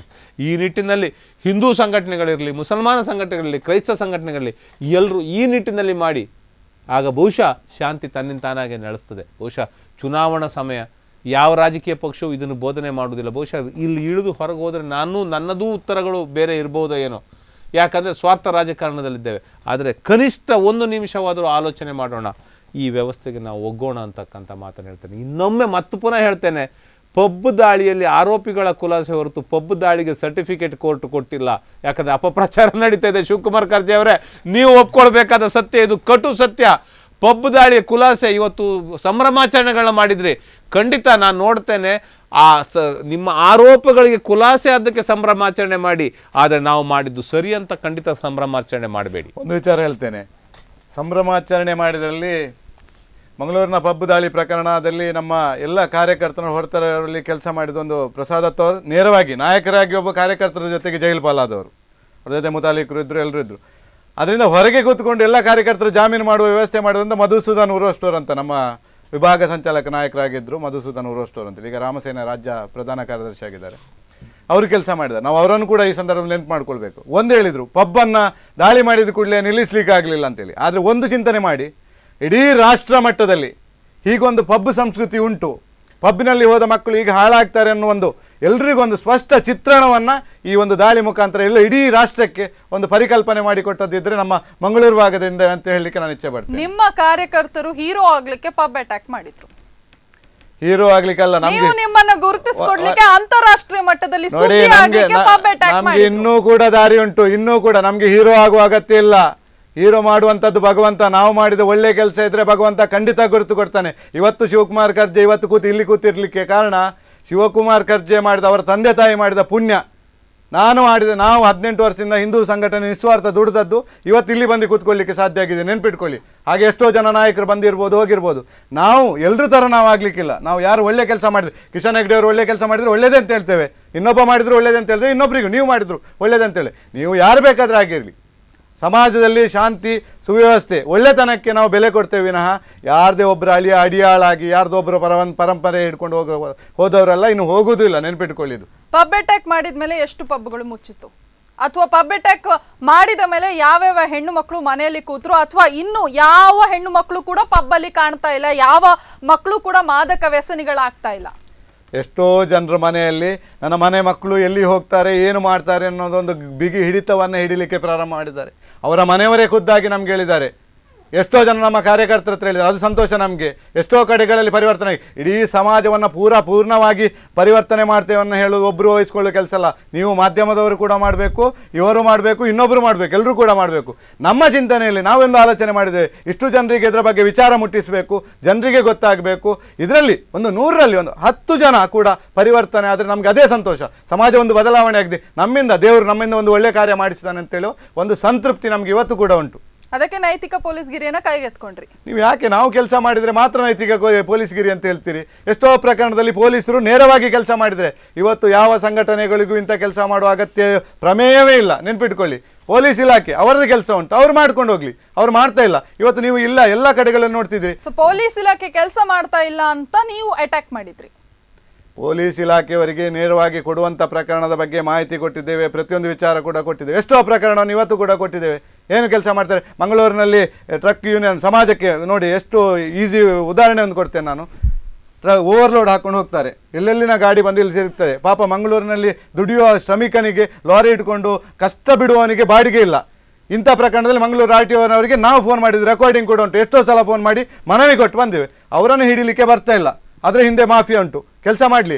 ಇಲ್ಲಿ ಬಂದು 10 ವರ್ಷ 15 ವರ್ಷದಿಂದ ಇಲ್ಲಿ ಕೂತ್ಕೊಂಡಿದ್ದಾರೆ, ಜಂಡ ಹುರ್ಕೊಂಡು 5 ಫ್ಲ್ಯಾಟ್ ಮಾಡ್ಕೊಂಡಿದ್ದಾರೆ. ಎಲ್ಲ ಪ್ರಕರಣ ಮುಂದಿನ ದಿನಗಳೆಲ್ಲ ತಂದು ಕೊಡ್ತೇವೆ ನಾವು. ಎಲ್ಲ ಇಲಾಖೆಯವರಿದ್ದಾರೆ, ಯಾವ್ಯಾವ ಇಲಾಖೆಯಲ್ಲಿ ಏನೇನು ಮಾಡ್ಕೊಂಡಿದ್ದಾರೆ ಇಲ್ಲಿ ಬಂದು ಕೂತು ಕೊಡಲಿ, ಅದನ್ನು ಮಾಡಲಿ. ಕೆಲಸ ಅವ್ರು ಏನು ಬೇಕಾದರೂ ಮಾಡಲಿ, ಆದರೆ ಕೆಲಸ ನಿಷ್ಠೆಯಿಂದ ಮಾಡಲಿ. ಬಡವನಿಗೊಂದು ನ್ಯಾಯ, ಶ್ರೀಮಂತನಿಗೊಂದು ನ್ಯಾಯ ಅಂತ ಕೊಡಲಿಕ್ಕಿಲ್ಲ. ಯಾವತ್ತು ಪ್ರಮಾಣ ವಚನ ಸ್ವೀಕಾರ ಮಾಡುವಾಗ ರಾಜಕೀಯದವನಿಗಾಗಲಿ ಅಧಿಕಾರಿಗಾಗಲಿ ಒಂದಿರ್ತದೆ, ರಾಜಧರ್ಮ ಪಾಲನೆ ಮಾಡ್ತೇನೆ ಅಂತಿಲ್ಲ, ಅದನ್ನು ಮಾಡಬೇಕು ಅವನು, ಯಾರು ಕೂಡ ಆಗಲಿ. ಬಹುಶಃ ಒಂದು ದುರಂತ ಅಂತ ಹೇಳಿದರೆ, ಬಹುಶಃ ಅಂದಿನ ದಿನಗಳಲ್ಲಿ ಮುಖ್ಯಮಂತ್ರಿಗಳಾಗಿದ್ದವರು ಭಾರತೀಯ ಜನತಾ ಪಕ್ಷದ ಯಡಿಯೂರಪ್ಪನವರು. ಬಹುಶಃ ಉದ್ದೇಶಪೂರ್ವಕವಾಗಿ ಕೆಲವು ಕೇಸ್ಗಳ ಮೇಲೆ ಎಕ್ಸ್ಟ್ರಾ ಫಿಟ್ಟಿಂಗ್ ಹಾಕಿದ್ರ ಅಂತ ಡೌಟ್. ಇವರದೇ ಪಕ್ಷದ ಇವರದೇ ರಾಜಕೀಯ ಪಕ್ಷ ಅಂತ ನಾನು ಹೇಳಲಿಕ್ಕೆ ಹೋಗುದಿಲ್ಲ, ಇವರದೇ ರಾಜಕೀಯ ವ್ಯವಸ್ಥೆಯಲ್ಲಿ ಇವರ ಮೇಲೆ ದ್ವೇಷ ಸಾಧನೆಗಳು ನಡೀತೆ. ಇವತ್ತು ಅದಕ್ಕೆ ಉತ್ತರ ಹೇಳಬೇಕಾಗತ್ತೆ. ಬಹುಶಃ ಯಾವ ಮಟ್ಟದಲ್ಲಿ ಇವತ್ತು ಬಹುಶಃ ಅಂತಾರಾಷ್ಟ್ರೀಯ ಮಟ್ಟದಲ್ಲಿ ಚರ್ಚೆಗಳಾಯಿತು. ಶ್ರೀರಾಮ ಸೇನೆ ನಡೆಸಿದಂಥ ಶ್ರೀರಾಮ ಸೇನೆ ಆ ಸಂದರ್ಭದಲ್ಲಿ ನಡೆಸಿದಂಥ ಇದು ರಾಷ್ಟ್ರ ಮಟ್ಟದಲ್ಲಿ ಅಂತಾರಾಷ್ಟ್ರೀಯ ಮಟ್ಟದಲ್ಲಿ ಚರ್ಚೆಯ ವಿಷಯವಾಯಿತು. ಬಹುಶಃ ನ್ಯಾಷನಲ್ ಚಾನಲ್ಗಳು ತಿಂಗಳಾನುಗಟ್ಟಲೆ ಇದರ ಬಗ್ಗೆ ಬಿತ್ತರಿಸಿದ್ದು. ಅದು ಒಂದು ಲೆಕ್ಕದಲ್ಲಿ ಮೆಸೇಜು ಆಗಿರ್ಬೋದು, ರಾಂಗ್ ಮೆಸೇಜು ಆಗಿರ್ಬೋದು. ನಾನು ಯಾವುದ್ರ ಬಗ್ಗೆ ಇಂಟರ್ಪ್ರಿಟೇಷನ್ ಇವತ್ತು ಹೋಗೋದಿಲ್ಲ, ಯಾಕಂತ ಹೇಳಿದ್ರೆ ಘಟಿಸಿ ಹೋದ ಘಟನೆಗಳು ಇವೆಲ್ಲ. ಆದರೆ ಒಂದು ನೆನಪಿಟ್ಕೊಳ್ಬೇಕಾಗತ್ತೆ, ಸಮಾಜದ ಸ್ವಾಸ್ಥ್ಯವನ್ನು ಕಾಪಾಡ್ತಕ್ಕಂಥ ಜವಾಬ್ದಾರಿ ಎಲ್ಲ ಸಂಘಟನೆಗಳಿಗಿದೆ. ಆದರೆ ಅದು ಕಾನೂನಿನ ಚೌಕಟ್ಟಿನಲ್ಲೇ ಇರಬೇಕಂತಕ್ಕಂಥ ಜವಾಬ್ದಾರಿ ಸಹಿತ ನಮಗಿರಬೇಕಾಗತ್ತೆ. ಅದನ್ನು ಮೀರಿ ನಾವು ಹೋಗ್ಲಿಕ್ಕೆ ಆಗೋದಿಲ್ಲ. ಹಾಗಾದರೆ ಅಷ್ಟಿದ್ದು ಇವತ್ತು ಅಂದಿನ ಸರ್ಕಾರ ಯಾಕೆ ಇವರಿಗೆ ಸಪೋರ್ಟ್ ಮಾಡಲಿಲ್ಲ ಕೇಳಿದಾಗ ಬಹುಶಃ ಅಲ್ಲಿ ಬದ್ಧತೆಗಳು ಬರ್ತದೆ. ಆ ಬಗ್ಗೆ ಮುತಾಲಿಕ್ ಅವರು ಕೂಡ ಹೇಳ್ತಾರೆ, ತಾನು ಆ ಸಂದರ್ಭದಲ್ಲಿ ಪುಣೆಯಲ್ಲಿದ್ದೆ, ಆದ್ರೂ ಕೂಡ ನನ್ನನ್ನ ತಗೊಂಡೋಗಿ ಜೈಲಿಗೆ ಅಲ್ಲ. ಒಂದು ಇಂಟರ್ವ್ಯೂ ಅಲ್ಲಿ ನೋಡಿದ್ದೆ, ನನಗೆ ಇವತ್ತು ನೆನಪಾಗ್ತಾ ಇಲ್ಲ. ಪ್ರಮೋದ್ ಮುತಾಲಿಕ್ ಅವರು ಕಣ್ಣೀರ್ ಹಾಕಿ ಹೇಳಿದ್ದಾರೆ, ನನ್ನನ್ನು ಬಲಿಪಶು ಮಾಡ್ತಾ ಇದ್ದಾರೆ, ನನ್ನನ್ನು ಬಲಿಪಶು ಮಾಡಿದ್ದಾರೆ, ಇನ್ನೂ ಮಾಡ್ತಾರೆ ಅಂತಕ್ಕಂಥ ಕಣ್ಣೀರ್ ಹಾಕಿ ಹೇಳಿದಂಥದ್ದು ವ್ಯವಸ್ಥೆ ಮಾಡ್ತಾರೆ. ಸಂಘಟನೆಗಳ ಮುಖ್ಯಸ್ಥ ಈ ಮಾತು ಹೇಳಬೇಕಾದ್ರೆ ಎಷ್ಟು ನೊಂದಿರ್ಬೋದು ಅಂತಕ್ಕಂಥದ್ದು ಅವ್ರಿಗೆ ಬಿಟ್ಟಿರ್ತೇನೆ ನಾನು.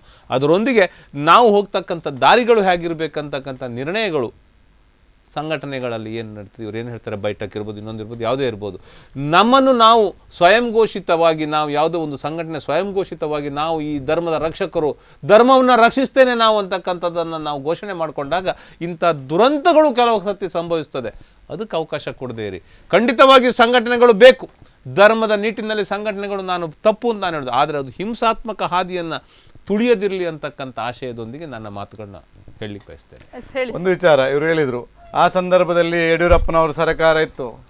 ನೀವು ಸಂಘಟನೆಯ ಕೆಲಸಗಳನ್ನು ನೀವು ಇವತ್ತಿಗೆ ಗಮನ ಕೊಡಬೇಕು. ಹಿಂದೂ ಪರ ಸಂಘಟನೆ ಅಂತ ಹೇಗೆ ಅಂತ ಹೇಳಿದರೆ, ಸರ್ಕಾರ ಯಾರದೇ ಇರಲಿ, ಏನೇ ಇರಲಿ, ತಪ್ಪಾದಾಗ ತಪ್ಪನ್ನು ಸಮಾಜಕ್ಕೆ ತೋರಿಸುವ ಕೆಲಸವನ್ನು ಸಂಘಟನೆ ಮಾಡಿದರೆ ಪ್ರಸಾದ್ ದತ್ತ ಅವರ ನೇತೃತ್ವದಲ್ಲಿ ಇಡೀ ಸಂಘಟನೆ, ಆಗ ಶ್ರೀರಾಮ್ ಸೇನೆಯಲ್ಲಿದ್ದರು ಪ್ರಸಾದ್ ದತ್ತ ಅವರು, ರಾಜ್ಯ ನಾಯಕರಾಗಿದ್ದರು, ಅವರ ನೇತೃತ್ವದಲ್ಲಿ ಕೆಲಸ ಮಾಡಿದರು. ಖಾಲಿ ಕೆಲಸ ಮಾಡಿ ಕಾರ್ಯಕರ್ತರನ್ನು ಜೈಲಿಗೆ ಕಳಿಸಿ ಪ್ರಸಾದ್ ದತ್ತ ಅವರು ಕೂತ್ಕೊಳ್ಳಿಲ್ಲ. ಕಾರ್ಯಕರ್ತರೊಂದಿಗೆ 17 ದಿನ ಪ್ರಸಾದ್ ದತ್ತ ಅವರು ಕೂಡ ಜೈಲಲ್ಲಿದ್ದರು. ಮುತಾಲಿಕರು ದೂರ ಇದ್ದರು ಬೇರೆ ಕಡೆಯಲ್ಲಿ, ಅವರನ್ನು ಕೂಡ ಅದಕ್ಕೆ ಸೇರ್ಪಡೆ ಮಾಡಿದರು, ಎಲ್ಲ ತಂದರು. ಸರಿ, ಒಪ್ತೇನೆ ನಾನು. ಆದರೆ ಪ್ರಸಾದ್ ದತ್ತ ಅವರ ನಾಯಕತ್ವ ಯಾವ ರೀತಿ ಅಂತ ಹೇಳಿದರೆ, ಪ್ರಸಾದ್ ದತ್ತ ಅವರು ನೇರವಾಗಿ ಕಾರ್ಯಕರ್ತರೊಂದಿಗೆ ತಾನು ಕೂಡ ಜೈಲಿನ ಶಿಕ್ಷೆ ಅನುಭವಿಸಿದ್ದಾರೆ 17 ದಿನ. ತಪ್ಪು ಮಾಡಿದ್ದಾರೆ ಸ್ವಾಮಿ. ತಪ್ಪು ಮಾಡಲಿಲ್ಲ. ತಪ್ಪು ಮಾಡಿ ಇವತ್ತು ಕೇಸಲ್ಲಿ FIR ಆಗ್ತದೆ, ಸ್ಟೇಷನ್ಗೆ ಒಂದು ಕಂಪ್ಲೇಂಟ್ ಕೊಡ್ತೀರಿ ನೀವು ತಂದು. ತಪ್ಪು ಮಾಡಿದಾನ ಬಿಟ್ಟಿದ್ದಾನ ಅಂತೇಳಿ ಶಿಕ್ಷೆ, ಕಾನೂನಲ್ಲಿ ಚೌಕಟ್ಟು ಬದಲಾವಣೆ ಆಗಬೇಕು. ಯಾರೊಬ್ಬ ಕಂಪ್ಲೇಂಟ್ ಕೊಟ್ಟು ಕೂಡಲೇ ಯಾರನ್ನು ತಗೊಂಡೋಗಿ ಒಳಗೆ ಹಾಕೋ ಪ್ರಕರಣ ಆಗಬಾರ್ದು. ಅದನ್ನ ತನಿಖೆ ನನ್ಗೆ ಗೊತ್ತಿಲ್ಲ ಆ ದಿವಸ ಪ್ರಸಾದ್ ದತ್ತ ಅವರು ಇದ್ರಾ ಇಲ್ವಾ ನಮ್ಗೆ ಗೊತ್ತಿಲ್ಲ. ಆದರೆ ತನಿಖೆ ವ್ಯವಸ್ಥೆಯಲ್ಲಿ FIR ಆದಾಗ ಇನ್ಸ್ಟಿಗೇಟರ್ ಅಂತಕ್ಕಂಥ ಶಬ್ದವೂ ಸೇರ್ತದೆ ಅಲ್ಲಿ.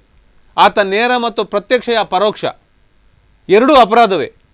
ಏನ್ ಹೇಳ್ತೀರಾ ಸರ್? ಸರಿ, ನಾನು ಹೇಳಿದ್ದು ಒಂದೇ ವಿಚಾರ. ಪ್ರಸಾದ್ ಅವರು ಇದ್ದಾರೆ ಇಲ್ವ ಬಗ್ಗೆ ಮಾಹಿತಿ ಇಲ್ಲ, ದೂಷಣೆ ಮಾಡಿ ಹೇಳಿದ್ದು ಅಲ್ಲ. ಇವತ್ತಿಗೆ ನಾವು ಪ್ರಸಾದ್ ದತ್ತ ಅವರವರ ನಾಯಕತ್ವವನ್ನು ಯಾಕೆ ಪಾಲನೆ ಮಾಡ್ತೇವೆ ಅಂತ ಹೇಳಿದ್ರೆ, ಕಾರ್ಯಕರ್ತರಿಗೋಸ್ಕರ ತಾನು ಕೂಡ ಕಾರ್ಯಕರ್ತರ ಜೊತೆಯಲ್ಲಿ ಜೈಲಲ್ಲಿ ಕೂತ್ಕೊಂಡು ಬಂದಂತ ವ್ಯಕ್ತಿ, ನಮಗೆ ಆಧ್ಯಾತ್ಮ ಚಿಂತನೆಯೊಟ್ಟಿಗೆ ಸಮಾಜವನ್ನ ಬದಲಾವಣೆ ಮಾಡುವಂತ ಕೆಲವೊಂದು ಮಾರ್ಗದರ್ಶನವನ್ನು ಕೊಟ್ಟು ಇವತ್ತು ಆಧ್ಯಾತ್ಮ ಮಾಡಿ ನಮಗೂ ಕೂಡ ಪ್ರತಿಯೊಬ್ಬ ಕಾರ್ಯಕರ್ತನಲ್ಲಿ ಕೂಡ ಆಧ್ಯಾತ್ಮ ಚಿಂತನೆ ತುಂಬಿ ಪ್ರತಿಯೊಂದು ಸಮಾಜ ಸಂಸ್ಕಾರದ ಚಟುವಟಿಕೆ ಮಾಡಲಿಕ್ಕೆ ಪ್ರೇರಣೆ ಕೊಟ್ಟಂತ ವ್ಯಕ್ತಿ. ಅದಕ್ಕೋಸ್ಕರ ಇವತ್ತಿಗೂ ಕೂಡ ನಾವು ಪ್ರಸಾದ್ ನಾಯಕನಾದವನು ಅಂತ ವ್ಯವಸ್ಥೆಗಳಲ್ಲಿ ಇಲ್ದಿದ್ದಾಗ ಆತ ನಾಯಕನಾಗಿ ಗುರುತಿಸಿಕೊಳ್ಳುವುದಿಲ್ಲ.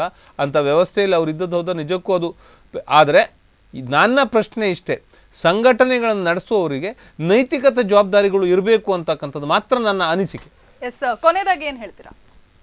ಇಂಥ ಪಬ್ ಸಂಸ್ಕೃತಿ ಆಗಲಿ ಮತ್ತೊಂದು ಯಾವುದೇ ಮಾದಕ ದ್ರವ್ಯಗಳು ಕೂಡ, ನನ್ನದು ಒಂದು ಅಜೆಂಡಾ ಉಂಟು ಅದರೊಟ್ಟಿಗೆ ಕೂಡ. ಹಿಂದೂ ಸಮಾಜದಲ್ಲಿ ಹಿಂದೂಗಳು, ನಮ್ಮದು ಮೂಲ ಉದ್ದೇಶವೇ ಅದೇ, ಬಡ ಹಿಂದೂ ಸಮಾಜದಲ್ಲಿ ಬಡ ಹಿಂದೂಗಳನ್ನು ಆರ್ಥಿಕವಾಗಿ ಮುಂಚೂಣಿಗೆ ತಂದು ಅವರಿಗೆ ಏನು ವ್ಯವಸ್ಥೆಗಳನ್ನು ಮಾಡಿಕೊಡಬೇಕು. ಹಿಂದೂ ಸಮಾಜದಲ್ಲಿ ಸಂಸ್ಕಾರ ಸಂಸ್ಕೃತಿ ಕೋಟೆ ಅವರನ್ನು ಜೋಡಿಸಿಕೊಂಡು ಹೋಗಬೇಕು. ಮತ್ತು ಗೋಹತ್ಯೆ ಎರಡು ನಿಷೇಧ ಆಗಬೇಕು. ನಮ್ಮ ಸಮಾಜದಲ್ಲಿ ಯಾರು ಕೂಡ ಆಗಲಿ, ಯಾರು ತಪ್ಪು ಮಾಡಿದರೆ ತಪ್ಪೆ ಅಂತ ಹೇಳ್ತೇವೆ. ಮುಂದಿನ ದಿನಗಳಲ್ಲಿ ಸಮಾಜದಲ್ಲಿ ಇಂಥ ಚಟುವಟಿಕೆಗಳು, ಕಾನೂನು ಬಾಹಿರ ಚಟುವಟಿಕೆಗಳು ಎಲ್ಲೂ ಕೂಡ ನಡೆದಿರಲಿ, ಸಮಾಜ ಶಾಂತಿಯುತವಾಗಿ ನಡೀಲಿ, ಮುಂದಿನ ದಿನಗಳಲ್ಲಿ ಒಳ್ಳೆಯ ರೀತಿಯಲ್ಲಿ ಸಮಾಜ ನಡ್ಕೊಂಡು ಹೋಗಲಿ ಅಂತ ಹೇಳಿ. ಕಿಶನ್ ಹೆಗ್ಡೆ ಅವರೇ, ನಾನು ಆಗಲೇ ಹೇಳಿದಾಗೆ ಸಂಘಟನೆಗಳು, ಧಾರ್ಮಿಕ ಸಂಘಟನೆ ಚೌಕಟ್ಟಿನಲ್ಲಿ ಹುಟ್ಟಿಕೊಂಡಂಥ ಸಂಘಟನೆಗಳು ಧರ್ಮದ ಹೆಸರಿನಲ್ಲಿ ಸಂಘಟನೆ ಮಾಡುವಾಗ ಪ್ರಪ್ರಥಮವಾಗಿ ಇವತ್ತಿನ ಮಕ್ಕಳಿಂದ ಅದನ್ನು ಪ್ರಾರಂಭ ಮಾಡಲಿ. ಹಿಂದೂ ಸಂಘಟನೆಯವರಿಗೆ ಒಂದೇ, ತಾಳ ಶಂಖ ದಾಗಟಗಳನ್ನು ಪ್ರತಿ ಮನೆಗೆ ಮುಟ್ಟಿಸ್ತಕ್ಕಂಥ ಕೆಲಸ ಮಾಡಲಿ. ಆ ವಾದ್ಯಗಳ ಬಗ್ಗೆ, ಆ ಪಂಚವಾದ್ಯಗಳ ಬಗ್ಗೆ ಈ ಮಕ್ಕಳಲ್ಲಿ ಅರಿವು ಮೂಡಿಸಲಿ. ಅಲ್ಲಿಯೇ ನಿಮ್ಮ ಕೆಲಸಕ್ಕೆ ಪ್ರಾರಂಭವಾಗಲಿ. ಎಲ್ಲೋ ಪಬ್ಬಲ್ಲಿ ಪ್ರಾರಂಭ ಆಗೋದು ಬೇಡ, ಎಲ್ಲೋ ಬೀದಿಯಲ್ಲಿ ಹರೀಶ್ ಪೂಜಾರಿ ಅಂತ ಅಮಾಯಕ ಸಾಯುವುದು ಬೇಡ, ಗೋಹತ್ಯೆ ನಿಷೇಧ ಹೆಸರಿನಲ್ಲಿ ಯಾರೋ ಒಬ್ಬ ಸಾಯುವುದು ಬೇಡ. ಅಲ್ಲಿ ಪ್ರಾರಂಭವಾಗಲಿ. ಗೋಧೂಳಿ ಲಗ್ನದಲ್ಲಿ ತಾಳ ಶಬ್ದಗಳು ಮೊಳಗಲಿ, ಆ ಮೊಳಗಿಸ್ತಕ್ಕಂಥ ಜವಾಬ್ದಾರಿಗಳು ನಿಮ್ಮಿಂದ ಪ್ರಾರಂಭವಾಗಲಿ. ಪ್ರಾತ್ಯಕಾಲದಲ್ಲಿ ಎದ್ದು ನಿತ್ಯ ತ್ರಿಕಾಲ ಸಂಧ್ಯಾ ವಂದನೆ ಮಾಡ್ತಕ್ಕಂಥ ಅಥವಾ ಅನುಷ್ಠಾನಾದಿಗಳನ್ನ ಮಾಡ್ತಕ್ಕಂಥ ಕೆಲಸ, ಅದರ ಪ್ರೇರೇಪಣೆ ಅದನ್ನು ನೀವು ಮಾಡಿ ನಿಮ್ಮ ಸಂಘಟನೆ. ಆಗ ನೀವು ನಿತ್ಯ ನೀವು ಏನು ಹೇಳ್ತೀರಿ, ಆರಾಧನೆ ಮಾಡ್ತಕ್ಕಂಥವ್ರಾಗಿರ್ತೀರಿ, ನೀವು ಪ್ರಾತಸ್ಮರಣೀಯರಾಗ್ತೀರಿ. ಅದನ್ನು ಕೆಲಸವನ್ನು ಮಾಡಿ ಅಂತಕ್ಕಂಥ ಹಿಂದೂ ಸಂಘಟನೆಗಳಿಂದ ಕೆಳಗೆ ರಸ್ತೆಯಲ್ಲಿ ಜಗಳಾಡುವರು ಅಂತಕ್ಕಂಥ ಮಾತುಗಳು ಬಾರದಿರಲಿ. ನೀವು ಪ್ರಾತಸ್ಮರಣೀಯರಾಗಿ ಮನೆಯಲ್ಲೂ ನಿಮ್ಮನ್ನ ಹೆಸರು ನೆನಪಿಟ್ಕೊಳ್ತಕ್ಕಂಥ ಕೆಲಸ ಆಗಲಿ. ಖಂಡಿತ ನಿಮ್ಮೊಂದಿಗೆ ಇಂಥ ಕೆಲಸಗಳನ್ನ ಮಾಡಿದಾಗ ಪಕ್ಷ ಭೇದಗಳು ಬರೆತು ಸಹ ನಾನು ಸಹಿತ ನಿಮ್ಮೊಂದಿಗೆ ಇರ್ತೇನೆ ಅಂತಕ್ಕಂಥ ಮಾತನ್ನು ಹೇಳ್ತಾರೆ. ಪಬ್ ದಾಳಿಯ ಕುರಿತು ಇಬ್ರು ಬಂದು ಚರ್ಚೆ ಹಾಗೂ ನಮ್ಮ ವೀಕ್ಷಕರಿಗೆ ಎಕ್ಸಾಕ್ಟ್ ಫ್ಯಾಕ್ಟ್ ಏನು, ಹಾಗೆ ಯಾಕಾಗಿ ದಾಳಿ ಮಾಡಿದ್ರಿ, ಹಾಗೆ ಯಾವುದು ಸರಿ ಯಾವುದು ತಪ್ಪು ಅನ್ನುವಂಥದ್ರ ಕುರಿತು ವಿಮರ್ಶೆ ಹಾಗೂ ಚರ್ಚೆ ಮಾಡಿ ನಮ್ಮ ಕಾರ್ಯಕ್ರಮದಲ್ಲಿ ಬಂದು ಮಾತನಾಡಿದ್ದಕ್ಕೆ ಧನ್ಯವಾದಗಳು. Thank you. ಇದಿಷ್ಟು ಪಬ್ ದಾಳಿ ಖುಲಾಸೆಯ ವಿಷಯ. ಯಾವುದೇ ಒಂದು ಯುವ ಜನತೆ ಮಾದಕ ದ್ರವ್ಯಗಳಿಗೆ ಬಲಿಯಾಗಬಾರದು, ಸಂಸ್ಕೃತಿಯ ಚೌಕಟ್ಟಿನಲ್ಲಿ ಇರಬೇಕು. ಹಾಗೇನೆ ಯಾವುದೇ ಸಂಘಟನೆಗಳಾಗಿರ್ಬಹುದು, ಯಾರೇ ಕೂಡ ಕಾನೂನು ಚೌಕಟ್ಟನ್ನ ಮೀರಿ ನೈತಿಕ ಪೊಲೀಸ್ಗಿರಿಯನ್ನ ಕೈಗೆತ್ತಿಕೊಳ್ಬಾರದು. ಇದಿಷ್ಟು ಈ ಹೊತ್ತಿನ ವಿಶೇಷ. ನಿಮ್ಮೂರಿನ ನಿರಂತರ ಸುದ್ದಿ ಮನರಂಜನೆಗಾಗಿ ನೋಡ್ತಾ ಇರಿ ಸ್ಪಂದನ ಟಿವಿ.